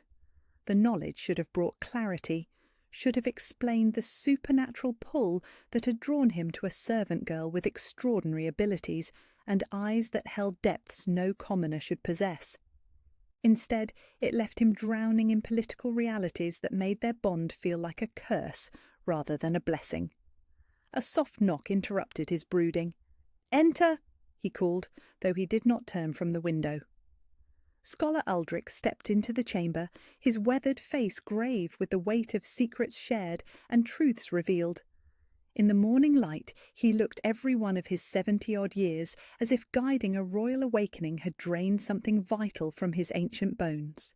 "The princess rests," he said without preamble. "The transformation was more extensive than I anticipated. Her body needed time to adapt to the power that has been released." Darius finally turned from the window, studying the old scholar's expression for any hint of deception or manipulation. "How long have you known what she was?" "I suspected from the moment I laid eyes on her," Aldrich admitted. "The resemblance to her mother is striking once you know to look for it. But suspicion and certainty are different beasts entirely. I needed to see her respond to the ancient power, needed to witness Moonshard's recognition of her bloodline. And now that you have witnessed it?" Darius moved to his desk, where maps of the kingdom lay spread like battle plans. "What comes next?" "Scholar, do you expect me to simply set aside 20 years of political alliances because of ancient prophecies and supernatural bonds?" Aldrich's pale eyes sharpened with something that might have been disappointment. "I expect you to remember that you are more than just a king, Your Majesty. You are the last of the Dragon Touch bloodline, heir to power that goes far beyond the authority granted by Crown and Council. The mate bond did not form by accident." Dragon-touched, Darius suppressed the shiver that always accompanied references to his own supernatural heritage. Unlike Lyanna's transformation, his awakening had been gradual, carefully managed by tutors who understood the delicate balance between human politics and inhuman power. His wolf was only the most visible manifestation of abilities that went much deeper, gifts that allowed him to sense truth in lies, to command loyalty that transcended mere royal authority, to wield forms of magic that most of his subjects would never suspect existed. "The council will never accept her," he said bluntly. "A servant girl with mysterious origins and supernatural abilities. They will see her as a threat to stability, regardless of her bloodline." "The council serves the kingdom," Aldrich replied with steel in his voice. "And the kingdom faces threats they do not begin to comprehend. The Shadow Court's return is not a possibility, Your Majesty. It is an inevitability. The only question is whether we will face them divided and weak, or united under the leadership the ancient prophecies foretold." Before Darius could respond, the chamber door burst open without ceremony. Lady Celeste swept in like a golden storm, her usual perfect composure cracked enough to reveal the calculating intelligence beneath. She dismissed Scholar Aldrich with a glance that could have frozen fire, then turned her full attention to the king. "We need to discuss what happened last night," she said without preamble. "The servants are whispering about strange lights and sounds from the castle's depths. Some are claiming they felt the stones themselves trembling with unnatural power." Darius studied her face, noting the tension around her eyes, the way her hands trembled almost imperceptibly as she spoke. "What do you know of last night's events, Celeste?" "I know that your mysterious attendant has disappeared from her chambers," she replied smoothly. "I know that Scholar Aldrich was seen leading her into passages that most people do not even realize exist. And I know that whatever transpired has left the castle's supernatural inhabitants in a state of unprecedented agitation." The casual mention of supernatural inhabitants sent ice through Darius's veins. Celeste should not know about the ancient wards that bound various entities to the castle's service, should not be aware of the delicate balance that kept potentially dangerous powers in check. Such knowledge was restricted to those with royal blood and their most trusted advisers. "You seem remarkably well informed about matters that should be beyond your concern," he observed carefully. Celeste's smile was sharp enough to cut glass. A future queen must understand all aspects of the kingdom she will help rule, must she not? Including those aspects that are deemed too dangerous for common knowledge. Future queen. The words hung in the air between them like a blade poised to fall. By all political logic she was correct. Their engagement had been arranged since childhood, a union that would strengthen the kingdom's eastern borders and unite two of the most powerful noble houses. She was beautiful, intelligent, perfectly trained for the role she had been born to fill. She was everything a king should want in a mate, and absolutely nothing his wolf would accept. "The arrangement between our houses," he said slowly, "was made when we were both children. Circumstances have a way of changing as we grow into our adult roles." The temperature in the room seemed to drop several degrees. Celeste's blue eyes glittered with something dangerous as she stepped closer to him, moving with the predatory grace of someone who had never learned to accept defeat. "What circumstances could possibly justify abandoning an alliance that serves the kingdom's interests so perfectly?" she asked, her voice honey-sweet despite the steel beneath. "Surely not an infatuation with a servant girl who may not be what she appears to be." The words carried layers of meaning that made Darius's wolf pace restlessly beneath his skin. She knew. Somehow, impossibly, Lady Celeste knew about Lyanna's true nature, about the mate bond, about prophecies that should have been locked away in Scholar Aldrich's most closely guarded texts. "What do you know about servants who are not what they appear?" he asked quietly. For just a moment, Celeste's perfect mask slipped entirely. What showed beneath was cold calculation mixed with something that looked remarkably like hunger. When she spoke again, her voice carried harmonics that seemed to echo from somewhere far deeper than her throat. "I know that some secrets are too dangerous to remain hidden," she said. "I know that power without proper guidance can destroy everything it touches. And I know that the ancient bloodlines were scattered for reasons that remain just as valid today as they were 20 years ago." Scholar Aldrich had gone very still beside the window, his weathered hands clenched into fists as he listened to words that carried implications far beyond their surface meaning. When he spoke, his voice was barely above a whisper. "You serve the Shadow Court." It was not a question, and Celeste did not bother to deny it. Instead, she laughed, a sound like silver bells ringing over a battlefield. "I serve the natural order," she corrected. "The Shadow Court ruled these lands for millennia before humanity learned to speak words of power and bind magic to their will. They are not invaders or usurpers. They are the rightful heirs to a kingdom that was stolen from them through trickery and blood sacrifice." The revelation hit Darius like a physical blow. Lady Celeste, daughter of one of the kingdom's most respected noble houses, groomed from birth to become his queen, was a willing agent of entities that sought to reclaim the mortal realm by force. "The assassination attempt," he said, pieces falling into place with devastating clarity. "You orchestrated it." "I provided information and opportunity," she confirmed, without a trace of shame. "The goal was not to kill you, Darius. It was to prevent the mate bond from forming by eliminating the lost princess before she could awaken to her power. Unfortunately, your protective instincts proved stronger than anticipated." Rage rose in his chest like a tide of molten gold, his wolf snarling for the blood of someone who had threatened his mate. But beneath the anger was something colder and more dangerous, the calculating fury of a king who had discovered treason in his own court. 20 years, he said softly. 20 years you have been groomed for the throne, positioned to stand beside me as my queen. How long have you been working with our enemies?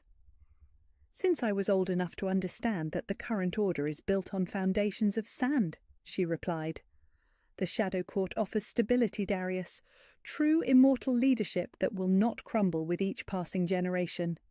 They do not seek to destroy humanity, merely to guide it back to its proper place in the natural hierarchy. Under their rule. Under proper rule. Her blue eyes blazed with fanatic conviction. The Dragon Touch bloodline was meant to serve as intermediaries between the court and mortal humanity, not as independent rulers drunk on their own power. Your ancestors broke that compact, and the kingdom has been slowly dying ever since.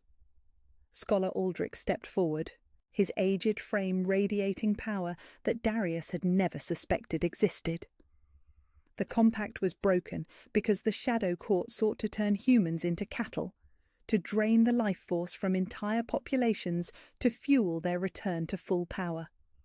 The Dragon Touch chose to protect their people rather than facilitate genocide. Celeste's perfect features twisted with contempt. Foolish old man! You cling to propaganda written by the victors, never questioning whether the history you have devoted your life to studying might be nothing but carefully crafted lies.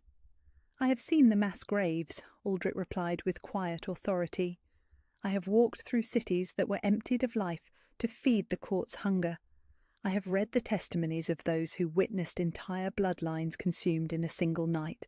The Dragon Touch did not break the compact lightly. The argument might have continued, but the sound of running footsteps in the corridor outside cut through their debate like a blade. The chamber door flew open again, this time admitting a young guard whose face was pale with terror. "Your Majesty," he gasped, dropping to one knee in hasty genuflection. "The northern borders, ravens have arrived with urgent messages from the border lords. The attacks have escalated beyond anything we have seen before. Entire villages are being drained of life, their populations found dead without wounds or signs of struggle." Darius felt the blood drain from his face. The Shadow Court was moving openly now, no longer content with subtle infiltration and careful positioning. They were feeding, gathering strength for something far more devastating than isolated raids. "How many villages?" he asked. 7 in the past 3 days, Your Majesty, and the survivors report seeing creatures that move like shadows but strike with physical force, beings that seem immune to normal weapons but retreat when faced with silver or iron, blessed by the old words. Celeste had gone very still during the guard's report, her expression cycling through surprise, satisfaction, and something that might have been regret. When she spoke, her voice carried new urgency. "It has begun," she said simply. "The court grows tired of waiting for a peaceful resolution. If the prophesied bloodlines will not serve willingly, they will be eliminated and the kingdom claimed by force." Darius stared at her, seeing clearly for the first time the woman he had been intended to marry. Beautiful, intelligent, perfectly positioned to serve as a bridge between the mortal throne and inhuman powers that viewed humanity as resources to be managed rather than people to be protected. "You knew this was coming," he said. "You knew they would escalate to open warfare." "I hoped it would not be necessary," she admitted. "I hoped that reason would prevail, that you would see the wisdom of accepting the court's guidance before they were forced to take more direct action. But the princess's awakening has changed the balance of power. They cannot allow the prophecies to be fulfilled." The mate bond, which had been simmering quietly in the background of his consciousness, suddenly flared with urgent intensity. Lyanna was in danger. He could feel her distress through their connection, could sense that she was under attack by forces that sought to prevent her from claiming her full power. "Where is she?" he demanded, his voice carrying harmonics of command that made both Celeste and the young guard step back involuntarily. Scholar Aldrich was already moving toward the door, his aged frame suddenly possessing the fluid grace of someone much younger. "The Moonwell chamber," he called over his shoulder. "They will try to sever her connection to the ancient power before it can fully stabilize." Darius followed without hesitation, but as he reached the doorway, Lady Celeste's voice stopped him cold. "Choose carefully, my king," she said, and her tone held both warning and promise. "The court's patience is not infinite, and there are prices for defying entities that have existed since before your ancestors learned to speak. Walk away now. Accept the arrangement that will save your kingdom from unnecessary suffering, and she will be allowed to live out her days in comfortable exile." He turned back to face her, letting her see the golden fire that burned in his eyes when his wolf rose close to the surface. "The only choice I face is whether to have you executed for treason now or after we deal with your masters." Her smile never wavered, but something cold and inhuman flickered behind her blue eyes. "I am sorry it has come to this, Darius, truly, but you have sealed both your fates with your stubborn refusal to see reason." The words followed him as he raced through the castle corridors toward the hidden passages that led to the Moonwell chamber, where his mate fought for her life against enemies that sought to prevent the prophecies from being fulfilled. Behind him, Lady Celeste remained in his chambers, her perfect mask finally discarded as she began to speak words in a language that predated human civilization, calling upon powers that had been waiting centuries for permission to reclaim what they considered rightfully theirs. Death came for her, wearing masks of polished bone and carrying blades that drank light from the air. Lyanna had awakened in the Moonwell chamber to find herself alone, the ancient stones still humming with residual power from her transformation, but Scholar Aldrich nowhere to be seen. Her new senses, heightened beyond anything she had ever experienced, immediately detected the wrongness in the air. The scent of something that was not quite alive, not quite dead, but hungry in ways that made her wolf snarl with primal recognition of a natural enemy. They had been waiting for her to wake, waiting for the moment when she would be isolated and still adapting to abilities she did not yet fully understand. The Shadow Court assassins materialized from darkness itself, their forms seeming to slip between the spaces where shadows met stone. Unlike the mortal killers who had struck during the feast, these moved with inhuman fluidity, their weapons trailing wisps of something that looked like concentrated night. When they spoke, their voices carried harmonics that seemed to bypass her ears entirely and resonate directly in her bones. "The abomination awakens," the largest of them said, its bone-white mask tilted at an angle that suggested curiosity rather than concern. "But awakening and mastery are different gifts entirely. She bleeds red as any mortal, and red blood spills just as easily." Lyanna's hand found Moonshard's grip, with movements that felt like muscle memory, reaching back through generations. The ancient blade sang as she drew it from the altar, silver light blazing forth to push back the unnatural shadows that clung to her attackers like living things. But even as the weapon's radiance filled the chamber, she could see that these enemies would not be defeated as easily as the human assassins she had faced before. The first attacker came at her in a rush that carried no sound, its blade seeking her heart with precision that spoke of centuries of practice.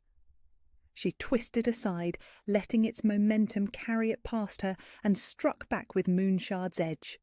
The silver blade passed through her enemy's form like it was cutting smoke, meeting no resistance, but leaving a trail of light that made the creature shriek with something that might have been pain, or might have been laughter.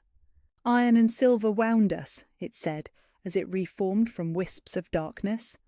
"But wounds heal, little princess, and we have learned much about pain during our long exile." They came at her from all sides then, moving with coordinated precision that forced her back toward the chamber's wall. Moonshard blazed in her grip, each swing trailing arcs of silver fire that held the shadows at bay but could not seem to inflict lasting damage. Her newly awakened power surged through her veins, offering strength and speed beyond mortal limits, but she had no training in how to channel it effectively. She was fighting like someone who had learned swordplay from books rather than masters, all raw ability with no technique to give it proper focus. One of the attackers slipped past her guard, its blade opening a line of fire across her ribs that sent crimson spattering against the ancient stones. The pain was immediate and shocking, cutting through the adrenaline that had sustained her through the initial assault. She stumbled backward, pressing her free hand against the wound, and felt warm wetness seeping through her fingers. "First blood to the court," the creature that had wounded her said with satisfaction. "How much more before she understands the futility of resistance?" But as her blood touched the stones of the Moonwell chamber, something extraordinary happened. The carved runes that decorated the walls began to glow with inner fire, responding to the presence of royal blood spilled in defence of the ancient powers. Light poured from every symbol, every constellation painted on the ceiling, until the entire chamber blazed with illumination that made the Shadow Court assassins recoil with hisses of genuine distress. And through that light came voices, whispers in the old tongue that seemed to speak directly to the part of her that had been sleeping for 20 years. "Remember," they said, and suddenly she could see ghostly figures moving through the chamber around her, queens and princesses from generations past, each carrying Moonshard in their own time, each facing enemies that sought to destroy the balance between mortal and immortal realms. "Remember who you are," they continued, and knowledge flooded through her like water breaking through a dam. Not just sword techniques, though those came in torrents that made her muscles sing with newfound understanding, but strategic awareness, the ability to read her enemies' movements before they made them, to anticipate attacks and counter them with moves that flowed like dance steps perfected over centuries of practice. When the next assassin lunged at her, she was ready. Moonshard met its dark blade with a sound like thunder crashing, silver light exploding outward in waves that made the creature's form waver and blur. This time, when she pressed her attack, the ancient weapon found purchase in whatever passed for flesh among the Shadow Court servants. The assassin's shriek as it dissolved into wisps of nothing was music to her wolf's ears. "Impossible!" another hissed, circling her with new caution. The bloodline memories were severed. The connection to ancestral power was broken when the royal line scattered. "Some connections run deeper than death," Lyanna replied, and her voice carried harmonics of silver bells and funeral songs. "Some bonds cannot be broken by exile or time, or the desperate hunger of creatures who have forgotten their proper place in the natural order." She moved then with fluid grace that seemed to bend the very air around her, Moonshard tracing patterns of light that formed protective barriers even as they carved deadly arcs through her enemies. The chamber had become a battlefield where past and present merged, where the accumulated power of 30 generations of blade maidens flowed through her blood and guided her steps. The remaining assassins pressed their attack with increasing desperation, their forms beginning to fray at the edges as the chamber's blazing light ate away at the shadows that gave them substance. But even as she drove them back, Lyanna could sense something larger moving in the darkness beyond the chamber's walls. These attackers were not the true threat, they were merely the advance guard for something far more dangerous. The realization came just as footsteps echoed in the passage outside. King Darius burst through the entrance with Scholar Aldrich close behind, both men taking in the scene with expressions of shock and growing understanding. The king's wolf rose immediately to answer hers, golden light blazing forth to merge with the silver radiance that surrounded her. "You are too late," one of the surviving assassins said, with something that sounded like glee. "The summoning is complete. Our mistress comes to claim what was promised, and not even the prophesied bloodlines can stand against the Void Queen herself." The temperature in the chamber dropped so suddenly that frost began forming on the ancient stones. The shadows in the corners deepened beyond natural darkness, becoming openings into spaces where light had never existed. And through those openings came something that made even the Shadow Court assassins prostrate themselves in terror. The Void Queen stepped into the mortal realm with the casual grace of someone returning to a house they had been locked out of for far too long. She was beautiful in the way that avalanches were beautiful, terrible in the way that extinction events were terrible. Her form seemed to shift between human and something far more primal, features that might have been carved from midnight and starlight constantly rearranging themselves into new patterns of devastating perfection. When she spoke, her voice carried the weight of cosmic indifference, the sound of stars dying in the cold depths of space. 20 years I have waited for this moment, she said, her gaze fixing on Lyanna with predatory interest. 20 years of careful planning, of positioning my agents, of weakening the barriers that kept me locked away from what is rightfully mine. And now, at last, I find the lost princess cowering in the ruins of her ancestors' failed kingdom. Lyanna felt Moonshard's song intensify in response to the Void Queen's presence, the ancient blade recognizing its oldest enemy.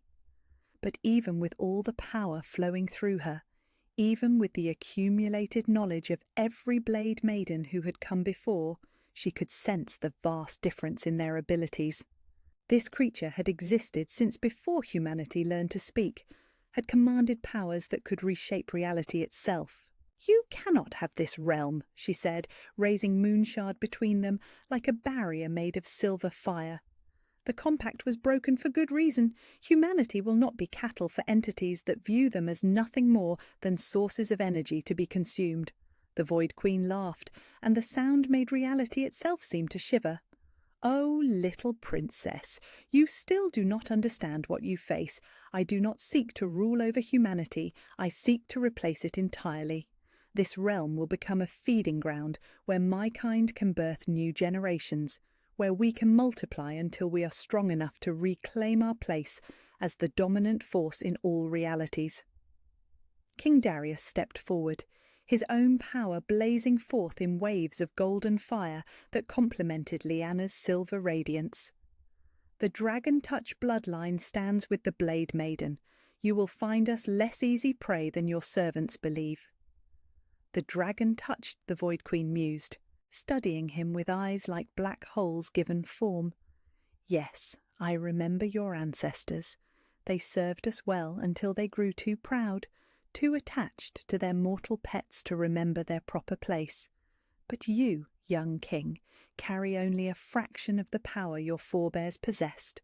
The dilution of blood over generations has left you weak." She gestured casually, and King Darius was lifted from his feet by invisible force, his body slamming against the chamber wall with enough impact to crack the ancient stones. He crumpled to the floor with blood streaming from his mouth, his golden light flickering like a candle flame in a hurricane. "Darius!" Lyanna's cry was torn from her throat without conscious thought, the mate bond flaring with agony that had nothing to do with physical pain. Seeing him hurt, seeing the casual way the Void Queen had brushed aside his power, sent rage flooding through her that burned hotter than any magic she had yet experienced.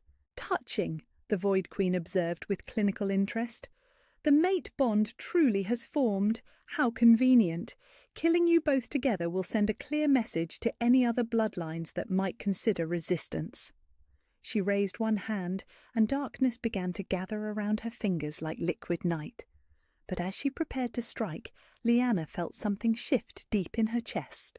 The voices of her ancestors, which had been whispering guidance, suddenly rose to a roar that seemed to shake the foundations of reality itself. "Not just our power," they said in unison. "All of it. Every generation, every sacrifice, every moment of pain and triumph. Take it all, daughter of our blood. Become what we could only dream of becoming." Power flooded through her in torrents that made her earlier awakenings seem like the first drops before a storm. Her body blazed with silver fire that outshone the sun. her consciousness expanding until she could see the threads of connection that bound all living things together. Moonshard became an extension of her will, no longer just a weapon, but a conduit for forces that predated the formation of worlds. When she struck, reality bent around the blow. The Void Queen's expression of casual superiority vanished as silver fire engulfed her, as power she had not felt for millennia crashed against her defences like breaking waves. For the first time since entering the mortal realm, she staggered backward with something that might have been genuine surprise. "Impossible," she breathed, her perfect features showing the first crack in their cosmic indifference. No single bloodline could channel that much ancestral power. The mortal form cannot contain. "I am not a single bloodline," Lyanna said, her voice now carrying harmonics that seemed to come from dozens of throats speaking in perfect unison. "I am every Blade Maiden who ever lived, every sacrifice made to preserve the balance, every stand taken against the darkness that would devour the light. And you, creature of the void, have forgotten what happens when the light chooses to burn with purpose." The battle that followed would be remembered in legends for as long as memory endured, though few would ever truly understand what transpired in the depths of the castle that night. Silver fire met cosmic darkness in a clash that sent shockwaves through both the mortal realm and the spaces between realities. And when the light finally faded, when the ancient chamber fell silent except for the sound of laboured breathing and the soft whisper of settling stone, only one figure remained standing. The Blade Maiden had awakened. Will Darius believe her or Celeste? The choice that would reshape a kingdom hung in the air like a blade balanced on its edge. King Darius stood in the great hall as dawn light streamed through the tall windows, illuminating the faces of nobles and councillors who waited for him to speak words that would either preserve or shatter the political order they had spent their lives maintaining. Behind him, the throne that had been occupied by his bloodline for 7 generations seemed to pulse with expectant energy, as if the ancient seat of power itself understood that this moment would echo through history. To his left stood Lady Celeste, her golden hair catching the morning light like a crown already placed upon her head. She was perfection incarnate in her silk gown of royal blue, every inch the queen that political necessity demanded. Her smile was warm and confident, the expression of someone who had never doubted that reason and tradition would ultimately prevail over impossible fantasies. To his right stood Lyanna. Gone was the servant's garb that had hidden her true nature for so many years. Scholar Aldrich had provided her with a gown of midnight blue that emphasized rather than concealed the silver markings that now decorated her arms and shoulders like living tattoos. Her hair, transformed by her awakening into strands of brown shot through with silver, was crowned with a circlet of white gold that had not been worn since Princess Lyanna the Elder had disappeared 20 years ago. She looked like what she was, the lost heir to a bloodline that had once stood as equals beside the dragon-touched kings, returned from exile to claim her birthright. She also looked terrified. Darius could feel her fear through the mate bond, could sense the way she fought not to retreat into the invisibility that had protected her for so long. The great hall intimidated her in ways that facing down Shadow Court assassins never could. These nobles represented judgment without the honesty of open warfare, politics that could destroy her more thoroughly than any blade. "The revelation that has come to light," he began, his voice carrying clearly to every corner of the vast space, "concerns not just the royal succession, but the very survival of our kingdom." Murmurs rippled through the assembled crowd. They had been told only that their king would make an announcement regarding his choice of queen, but the formal language he used suggested something far more significant was at hand. "For 20 years we have believed that the royal bloodline of the Silver Moon was extinct, that Princess Lyanna and her infant daughter perished in the massacre at Silverbrook," he continued. "We were wrong." The murmurs turned to gasps. then to shocked silence as the implications of his words began to sink in. Lady Celeste's smile never wavered, but Darius caught the slight tightening around her eyes that suggested she was recalculating odds that had seemed certain only moments before. "The infant who was spirited away to safety now stands before you," he said, turning slightly to indicate Lyanna. "Princess Lyanna of the Silver Moon, daughter of the lost royal line, keeper of the ancient blade Moonshard, and the prophesied blade maiden spoken of in the oldest texts." The silence that followed his words was profound enough to hear individual heartbeats. Then, like water breaking through a dam, came the flood of voices. Accusations of madness, demands for proof, cries of political impossibility, all washing over the great hall in waves of disbelief and growing anger.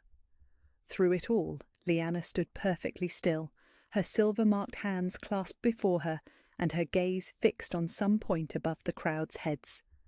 Darius could feel her terror through their bond, the overwhelming urge to flee from so much concentrated attention and scepticism.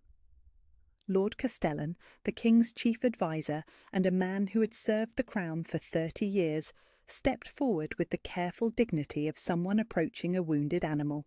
"Your Majesty," he said, his voice cutting through the cacophony with practised authority, "such claims require extraordinary proof.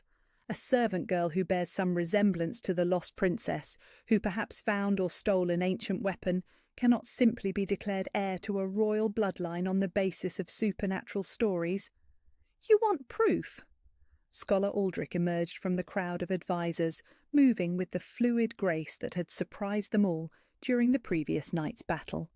In his hands he carried a leather portfolio thick with documents and artifacts. "I have spent 40 years researching the royal bloodlines, my lords and ladies. I know the markers that cannot be falsified." He opened the portfolio and withdrew a miniature portrait painted on ivory, its colours still vibrant despite decades of careful storage. The image showed a young woman with dark hair and intelligent eyes, her features bearing an unmistakable resemblance to Lyanna despite the different colouring. "Princess Lyanna the Elder," Aldrich announced, holding the portrait high enough for all to see. "Painted 6 months before her disappearance. Note the bone structure, the shape of the eyes, the particular way her left eyebrow arches slightly higher than her right." He gestured toward Lyanna, and despite her obvious discomfort, she lifted her chin enough to let the assembled nobles see her face clearly. The resemblance was undeniable once pointed out, the kind of family similarity that could not be imitated or fabricated. "Resemblance proves kinship," Lady Celeste said smoothly, her voice carrying just enough scepticism to plant doubt without seeming openly hostile. "But it does not prove royal blood. Many families bear similarities without sharing bloodlines." "True," Aldrich agreed, "which is why I present additional evidence." From the portfolio he withdrew a silver pendant, its surface carved with intricate runes that seemed to shift and flow in the morning light. The moment it appeared, every person in the hall, with even a trace of supernatural sensitivity, gasped in recognition. "The moon heart," someone whispered. "That is the moon heart of the royal house." "Lost with Princess Lyanna," Aldrich confirmed, "a relic that responds only to those who carry the Silver Moon bloodline, and which has remained completely dormant since her disappearance 20 years ago." He approached Lyanna slowly, offering her the pendant with hands that trembled slightly with age and anticipation. She looked at Darius, seeking permission or perhaps courage, and he nodded encouragingly. The moment her fingers closed around the pendant, the great hall exploded with silver light. The moon heart blazed like a captive star, sending waves of radiance that washed over every person present. But more than that, it resonated with the power that had awakened in Lyanna's blood, creating harmonics that made the very stones of the castle sing in recognition. Ancient wards carved into the hall's foundations responded to the presence of royal blood, and for a moment ghostly figures appeared throughout the space. The spirits of every king and queen who had ever ruled from this hall, called forth by the combination of royal blood and ancient magic, stood witness to the return of a bloodline that had been thought lost forever. When the light finally faded, leaving only after-images burned into everyone's vision, the silence was absolute. Even the most sceptical noble could not deny what they had just witnessed. "The blood proves itself," Scholar Aldrich said quietly. "Princess Lyanna lives, and with her return comes the fulfillment of prophecies that speak of dark times ahead, and the need for united bloodlines to stand against threats that ordinary human power cannot face." Lord Castellan cleared his throat, his face pale but his voice steady, as he addressed the challenge that political reality presented. "Royal blood or not, Your Majesty, the practicalities remain unchanged. The arrangement with Lady Celeste represents alliances that are crucial to the kingdom's stability. The eastern provinces, the trade routes, the military support of House Thornfield. These cannot be simply discarded for the sake of ancient prophecies and supernatural bonds." "Cannot they?" Darius stepped forward, his own power beginning to stir in response to the political pressure being applied to his choice. "Tell me, Lord Castellan, what value do trade routes have when shadow creatures drain entire villages of life? What good are military alliances when our enemies move like smoke and strike with weapons forged from concentrated darkness?" From the crowd of nobles came nervous laughter, the sound of people who preferred not to believe in threats they could not understand or fight with conventional means. But there were others who had heard the reports from the northern borders, who knew that something far beyond normal human conflict was stirring in the darkness. "The Shadow Court is real," Darius continued, his voice carrying harmonics that made his royal authority impossible to ignore. "Their agents have been positioning themselves within our court for decades, waiting for the moment when they could strike against the bloodlines that stand between them and the conquest of the mortal realm. The assassination attempt during the harvest feast was not the work of northern raiders. It was a coordinated effort to prevent the prophesied mate bond from forming between the dragon-touched and silver moon bloodlines." Lady Celeste's perfect composure finally cracked, just slightly, just enough for those who were watching closely to see the flash of something cold and inhuman behind her blue eyes. "Such accusations," she said, her voice carrying wounded dignity. "To suggest that I or my family would consort with enemies of the realm for political gain." "Not for political gain," Darius replied quietly. "For survival. The Shadow Court offered you immortality, didn't they, Celeste? A place in the new order they plan to establish once they have drained enough life force from the mortal realm to manifest permanently in our reality." The temperature in the great hall seemed to drop several degrees. Noble ladies pulled their shawls closer around their shoulders, and more than one lord's hand drifted unconsciously toward where a sword would hang if weapons were permitted in the royal presence. "You have no proof," Lady Celeste said, but her voice had lost its honey sweetness and taken on harmonics that echoed strangely against the stone walls. "Don't I?" Darius gestured toward Scholar Aldrich, who withdrew another document from his portfolio. "A letter, written in your hand, detailing the timing of the assassination attempt and the specific vulnerabilities of the castle's defences. Found among the possessions of one of the attackers who survived long enough to be questioned." The parchment seemed to burn with inner fire as Aldrich held it aloft, Lady Celeste's elegant script clearly visible even at a distance. But more damning than the words themselves was the way shadows began to gather around her feet, responding to emotions she could no longer completely control. 20 years, Darius continued, his voice carrying the weight of betrayal and bitter understanding. 20 years you have been groomed to stand beside me as queen, positioned to influence policy and provide information to entities that view humanity as nothing more than cattle to be harvested. How many decisions have been shaped by your whispered advice? How many seeming coincidences were actually carefully orchestrated manipulations? The nobles around Lady Celeste began to back away as the shadows at her feet grew deeper and more substantial, as her perfect human mask began to slip and reveal glimpses of something far older and more terrible beneath.